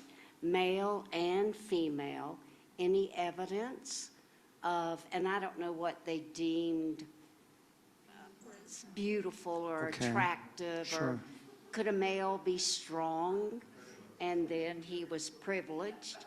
So any evidence of that? Any evidence of being special? Well, I think the notion of symmetry is very important to Okay. their notions of beauty, you know? Okay, Like you see a lot of the artwork, you know, very symmetrical bodies. okay, You know, I don't know if there was a strong, you know, sense of whether you need to be slim or not. I think your physical force for a man would have been important. I think a woman's fertility, if she was in a traditional marriage, would be important, you know, to be able to bring children forth. But I don't know that this is getting back to what I was going to say, is that when we go back this far, we have very little firsthand evidence, you know, what are called primary sources are the standard of history. You know, primary sources are sources from a period written by the people in the period, or painted, or, you know, drawn or sculpted. That's a primary source because it comes right from the time and place. Secondary sources are what people studying it then write about and come up with a book and say, this is what these people practice, but it's one step removed. And so, and then I'm reading secondary work for the most part, except for my own primary work for my dissertation, but that would be pretty boring to you all to talk about the church-state conflict during the Mexican Revolution. I mean, it's interesting, but it's a little far afield. But so it is difficult to pull back the veil, you know, to know how did these parents negotiate this? I have a feeling that they were negotiating the same kinds of things that families do now, looking at advantage. Maybe they were being forced oftentimes. I think if you were a tribute community, maybe those girls from the tribute community were brought in to be temple prostitutes, so their families didn't have much say in that, right? You know, your daughter's taken from you, and that's, maybe you were paid something, or yeah, so that's, I think, perhaps how it came about. At the same time, I don't think that our notion of a life of prostitution is really, you know, maps very well onto what was going on in these temples, you know. It was just a different kind of role. And also these third gender or middle gender or, you know, two-spirited people, you know. It just shows us that we're dealing with a different set of worldviews. Yeah. Oh, it's working. I had a question about a few slides back, the beautiful dressed prostitute. Yeah. And the men ogling her, but the men were all red. And I was thinking, are they devils? Do you remember that? Do you remember the slide? Yeah, it was Diego Rivera, you know, and if you know his artwork, his murals, yeah, it does say he was portraying them as lustful, right? Yeah. Yeah, clearly. He's making a judgment about the way that women were treated, definitely. I get. Oh, there's a question. Yeah, Let let's. me get you first. Well, mine was not a question so much as a request. When there's a lot of side talk, it's hard to hear you. So Thank you. I would ask that we be respectful of our presenter. Thank you. Thank you for saying it for me. I was saying, if I was in Puerto Vallarta, I would have said, quiet down, folks, but I'm aware of being a guest here. Yeah, go ahead. About, Like an ice cream cone, I told you. okay. All these questions about how did people get into these roles, the homosexual prostitute or these other questions. I mean, if we look into modern Mexican society, we see examples, at least especially in Oaxaca, in the Isthmus, we see clear examples where the men chose them to be in these roles, like a role of the third, the two spirits or whatever. Right. And they were integrated completely into the family as people who, by the by, a practical role was to serve the woman of the household who had her hands full, and to do things like cleaning the house and stuff. But they chose those things and that role, and then they created, it seems to me, societal things around it, because I don't think that happened very long ago, that whole beginning of the Isthmus group. But then they also had religious or spiritual roles also, and it was very interesting. I mean, like one day a year, the idea was that God told the men who were of the transgender type inclination that in that one day they should wear the bodies and the clothes and behave the way God made them, which was, as a male. But I mean, I think there have always probably been people who gravitated to those roles. Sure. And, Sure. Yeah, and we're going to, thank you. Yes. Yeah, I was going to say the mouche it comes up a little later. But yeah, thank you, for pointing that out. It is crossing the different time periods, you will find these patterns emerging. And so we will talk about the mouche community and how important they are. But I wanted to, in our time remaining, and I realized we could take a second break now, or we could go on till 1. What would you prefer? Okay, 5-minute break. All right. Just keep it at 5 minutes, so we'll finish up afterwards. Thanks. If we could gather again,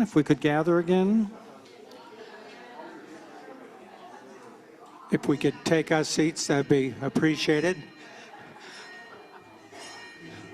I just want to announce that we do have a donation jar, and if you're capable of doing it today or in the future, it'll be a big help so that we can continue these kind of events going on. So it's an expense that we're paying out of our pocket to bring people like Dan here and the transportation, and so I would appreciate it if you can.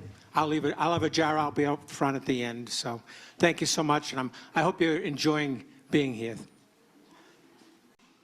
Okay, so I wanted to give you a little overview of the Spanish worldview, which comes into play, of course. And you can see the collision between worldviews that we talk about, the Spanish patriarchal system and the indigenous, more complementary. So the Spanish system placed men as superior to women in all social spheres. There was biblical justification for male dominance through the Adam and Eve narrative, with women being viewed as inherently weak, sinful, and requiring male guardianship. And there was a strict separation between the public male sphere and the private female domestic sphere. So you get a lot of, women being sort of sequestered in the home. And in elite families in the colonial period, leaving the house without a male guardian for a woman was not something that was done. The only place of liberty, what would be the only place of freedom for women? To go to church. Exactly. And so you can see how that might work.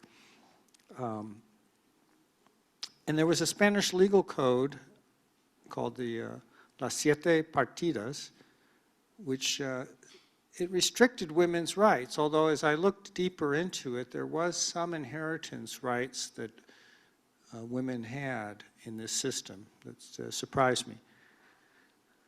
But there was the doctrine, a pretty strong Catholic doctrine that emphasized female submission and male authority.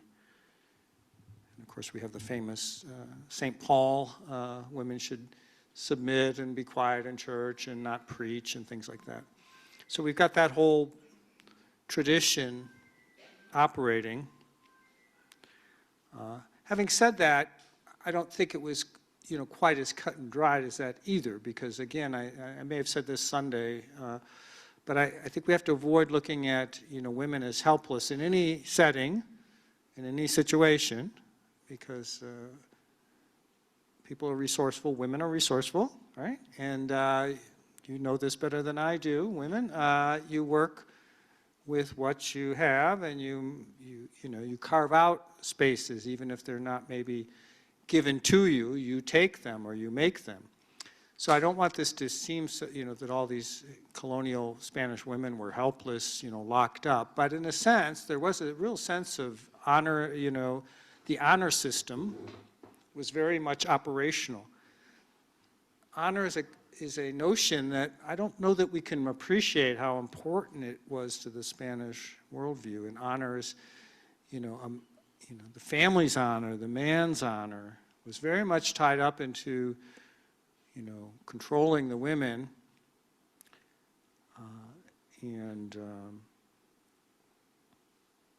So we have that as a contrast, again, to the indigenous more balanced roles. I mean, I don't think either of these are black and white. We have to avoid also the temptation of what's called the noble savage myth, that these indigenous did everything so much more, they were so much more egalitarian and, enlightened than these savage, Westerners. I like to avoid any kind of, caricatures like that. But there is a definite collision and conflict going on.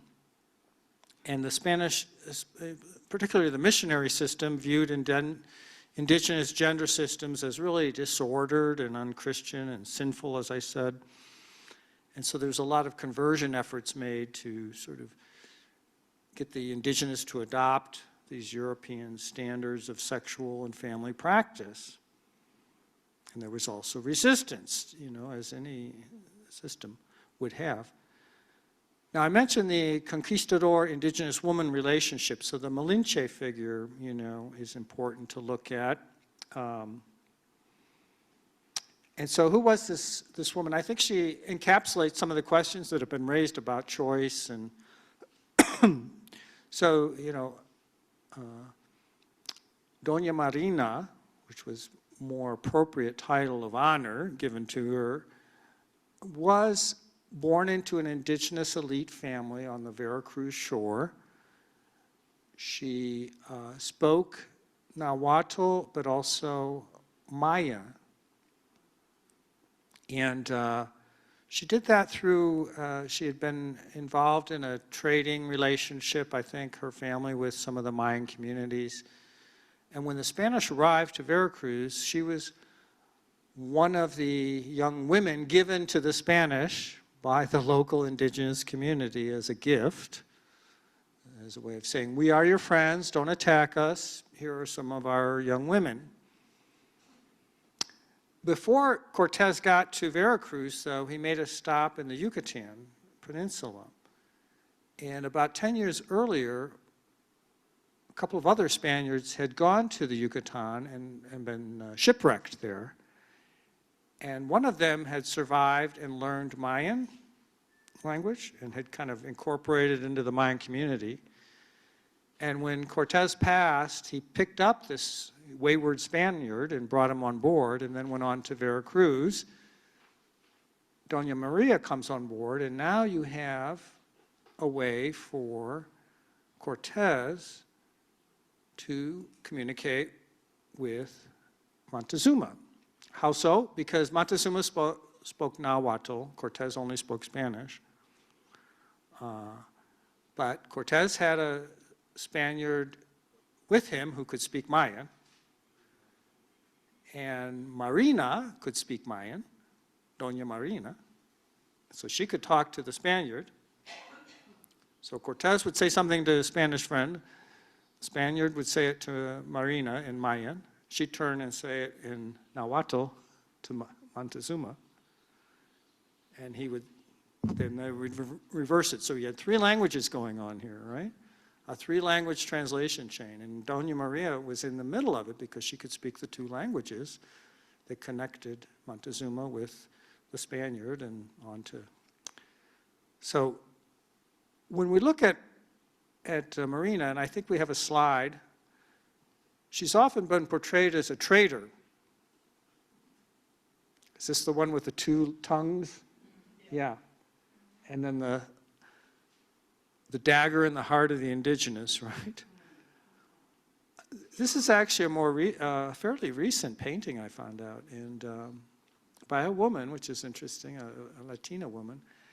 I think she came to be known as La Malinche, which is a term that then became Malinchista.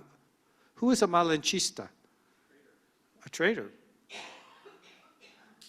So suddenly she was cast as like a traitorous indigenous for helping the Spanish overthrow the Aztecs, when actually, first of all, she was surviving.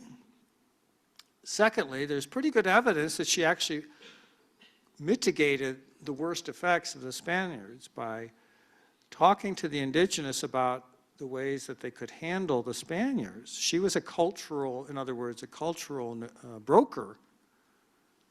She was essential to the whole enterprise.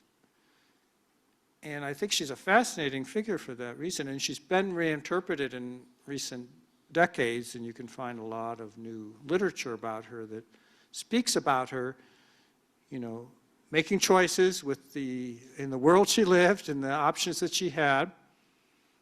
And of course, she is the mother of the first mestizo, because they had a child, Cortez and her.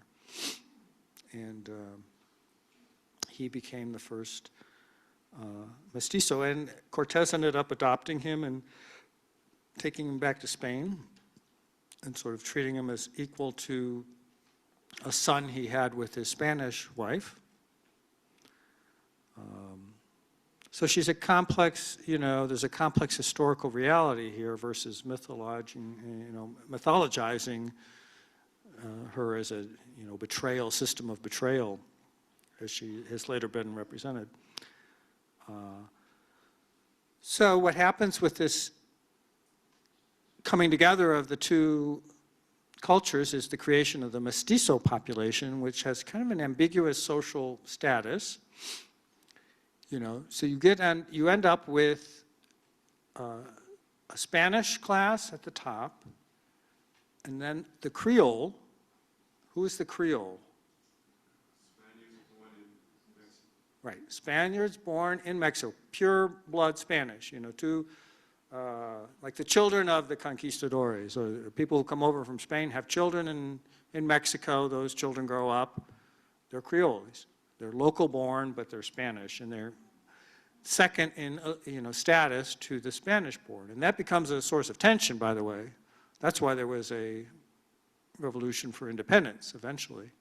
The Creoles were the ones who revolted, said, hey, it's time for us to take the reins here, and these Spaniards come over. And of course, Spain only had one interest, and that was, shorthand gold. The famous historian said that Spain always had one interest, Spain. In other words, everything was about Spain. So gold, extraction, right? They say that the conquest was about God, glory, and gold, but not necessarily in that honor, right?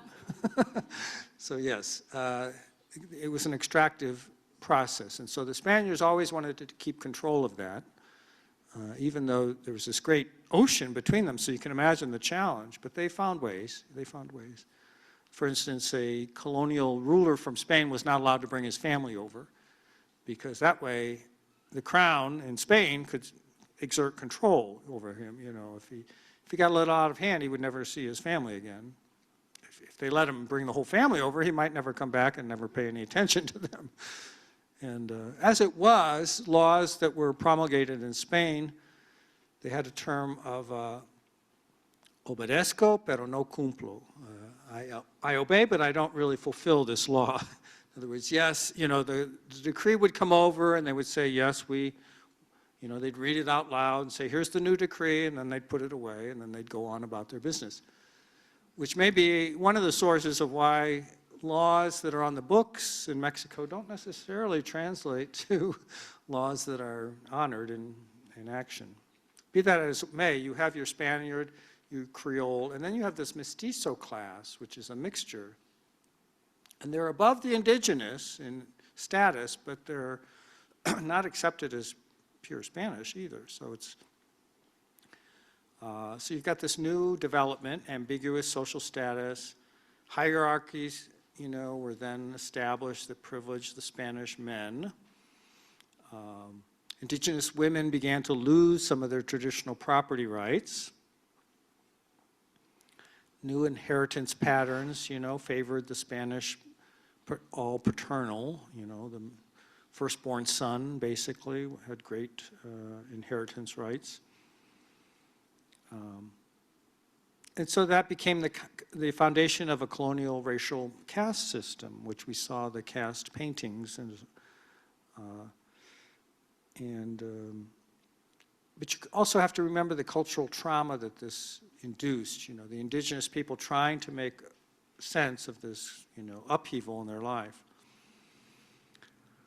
There is a whole labor system that I don't think I'll go into great detail, the encomienda, which I mentioned, which is, you encomender is kind of to give over land and labor to a Spaniard for settling as kind of a reward. Because when the Spanish arrived, they did find some gold. They found more silver than gold. But really, the greatest wealth they found was labor, right? That was the greatest wealth. And so that became the system, the growth of the great hacienda systems then, the mining of the silver particularly. And so traditional family systems that were so carefully set up, in the neighborhood and the kin, the Capuli system, that all began to break down because of forced labor and all the Spanish legal requirements that overrode any indigenous recognitions, tribute obligations. Communities were intentionally dispersed to kind of break up their cultural heritage and language. They would be sent off or sent to missions. The missions set up what are called reductions, which is to take a bunch of local communities and bring them all into the mission so they could be trained there in European ways. Now, at the same time, there was some protection in the mission system from the worst abuses of the encomiendas and the haciendas and all that. So the mission system wasn't all, negative, but it had a lot of unintended, perhaps, consequences, but very sad. I mean, smallpox. When you bring a bunch of people together into a small community and you don't understand, the whole germ theory of how, germs are spread, you're just, asking for pandemics and epidemics, and there were just constant epidemics. I did one winter was all about the history of epidemics. You can probably guess when that happened. During COVID, right after COVID, I thought, I've been reading about epidemics for decades and just kind of brushing over, oh, that must have been bad, but had no idea what anything like that would feel like, And then we lived COVID. We got just a little taste. I mean, really just a little taste. I mean, within a year we had a vaccine, right? That's just not available. So what did they do? They marched in processions and called on God for rain and did all sorts of things. And sadly, lost a lot of life. And in the mission life, there was a lot of this too, this loss. So women begin to lose some of their economic autonomy and property rights and become domestic servants of the Spanish, right? Vulnerable then to sexual exploitation, which was very common in these eras. So yes, that would be where the women were just treated as, property, sexual objects. Children were removed from families for Christian education, particularly elite children were sent off to learn Spanish, to learn Latin, to learn all the ways of the Spanish system. Now, there were resistance strategies, as I said. They tried to maintain traditional family practices, and because of the drastic loss of population, the Spanish crown began to realize that if this kept up, there wouldn't be any labor, right? The major source of wealth being labor, you have to at some point say, we need to reform this system. So there was an effort made, and actually there was a separate republic set up, the Republic of the Indigenous, the República de las Indias. And they were not subject to Spanish authority. Indigenous communities were allowed to live there and run their own business and just pay their tribute, yes. But for instance, indigenous people were not subject to the Inquisition because they weren't considered, first of all, they weren't considered completely adult, which isn't the best reason, but they really were considered like children. Spiritual children, and so they couldn't really be held responsible if they fell into what Catholics considered heresy. And they could be invited and proselytized and tried to convert, but unless they really abused the system and went, had open rituals to Aztec gods or something, that would probably end up in persecution for that, but they were somewhat left alone so that they could survive. But the indigenous family structures and gender roles were all upturned, turned over, and you get this blending of traditions, which is what you get some forced conversions and changing of marriage practices. Catholic marriage doctrine comes into play. So no more polygamy for the elites. You had mass baptisms and weddings that tried to regularize the relationships that were there with the indigenous. You'd bring them all together and say, okay, we're going to quickly baptize you all and give you a legal marriage, make you legal. So you have all that going on. And you get these new families with racial mixing and demographic and all sorts of changes. Let's see if I can jump forward a bit. Women were the cultural mediators. They just continued to be the ones that had to negotiate these two different systems, right? Okay, there's a lot more there, but about inheritance rights. Let's bring up a slide and see. I have a question. Oh, question, yeah. Yeah, before we go too far, because it's getting close to 1, yeah. Can you talk a little about that wonderful icon, Sorwana, and her role? I'd like to save Sorwana for tomorrow if I can give you Okay, Guadalupe today. Okay, she's on tomorrow. Would you settle for Guadalupe today? Because Guadalupe is a lot earlier and actually a good contrast with Malince and Malechin. Let me see. Yeah, we've got about 20 minutes. Because I think the Guadalupe story is really interesting too. First of all, was there an apparition? So we go back to 1531, 10 years after the conquest, right? The fall of Tenochtitlan, 1521. So we're just 10 years after that, traumatic event. Okay, is she next on the slides? Yeah. So I don't have can you go back one? Is that the caste system which we talked about? Yeah. So I've got a few others. Yeah, those are all. Some of these I'm going to save for tomorrow with more detail about the colonial. This is all colonial stuff. So, and I intended Tuesday to be more the colonial period, so I think we've gone far enough into the colonial period. But before we skip over Guadalupe, because she's so early, you know, in 1531, that you have to understand her as a reaction to the conquest. So, and Octavio Paz, who's a Mexican writer, famous Mexican writer, Nobel Prize winner, he talks about her as being the mother of an orphaned people, you know.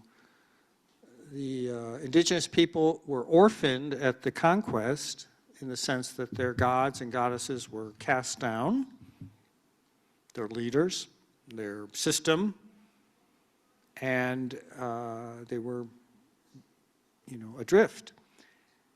And then we get a figure of a Juan Diego, the faithful servant.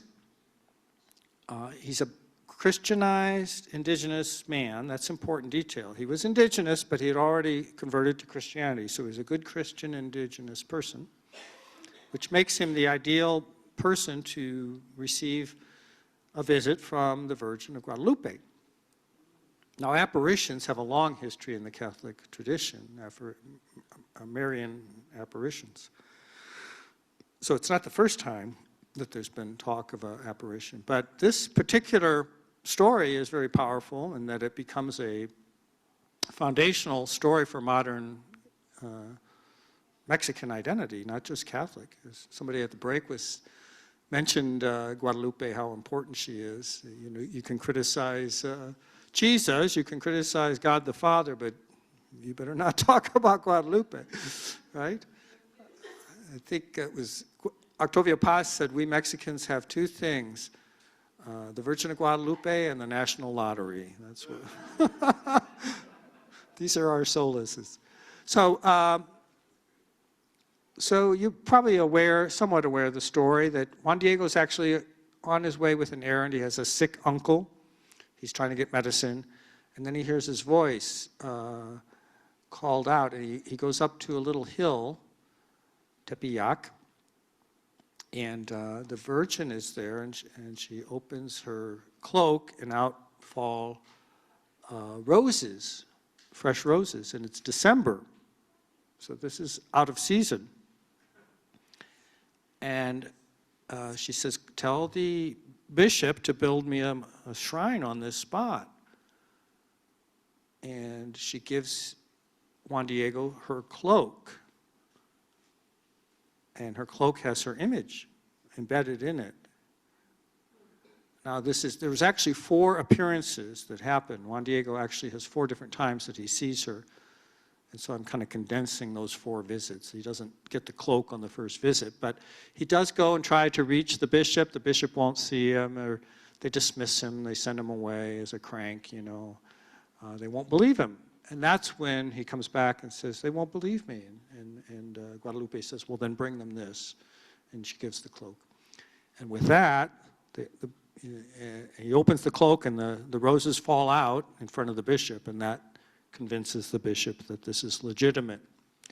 And the bishop says, we will build, you know, a great shrine to Guadalupe, the Archbishop of Mexico, this is.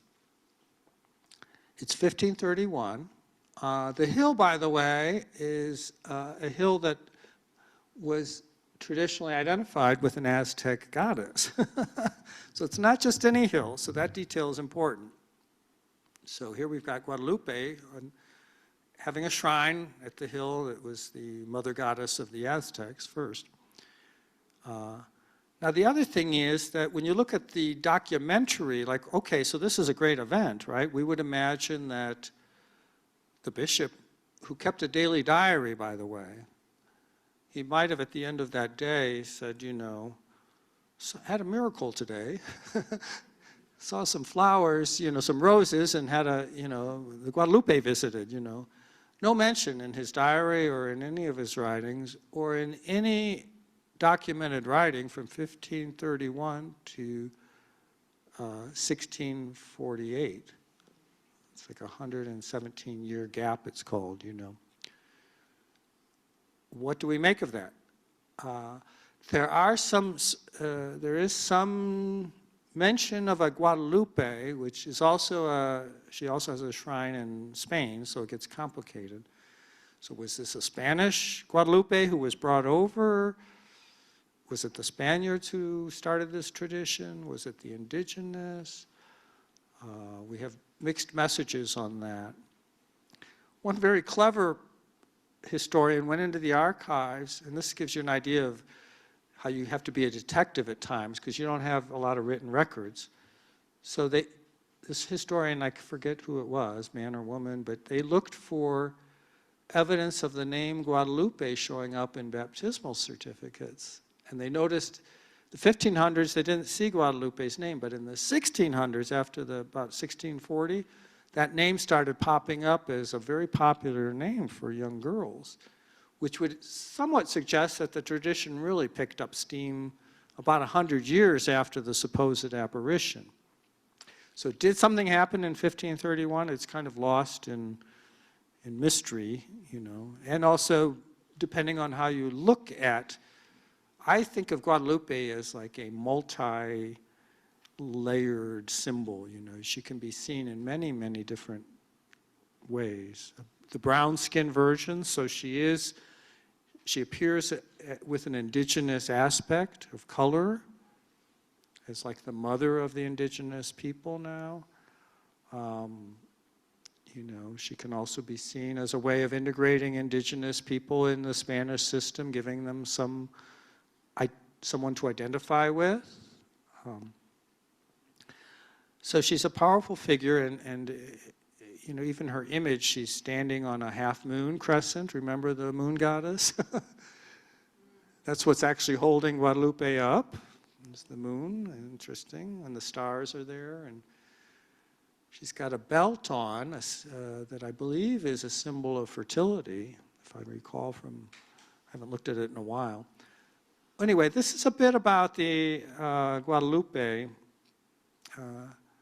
image, and of course then she becomes an icon.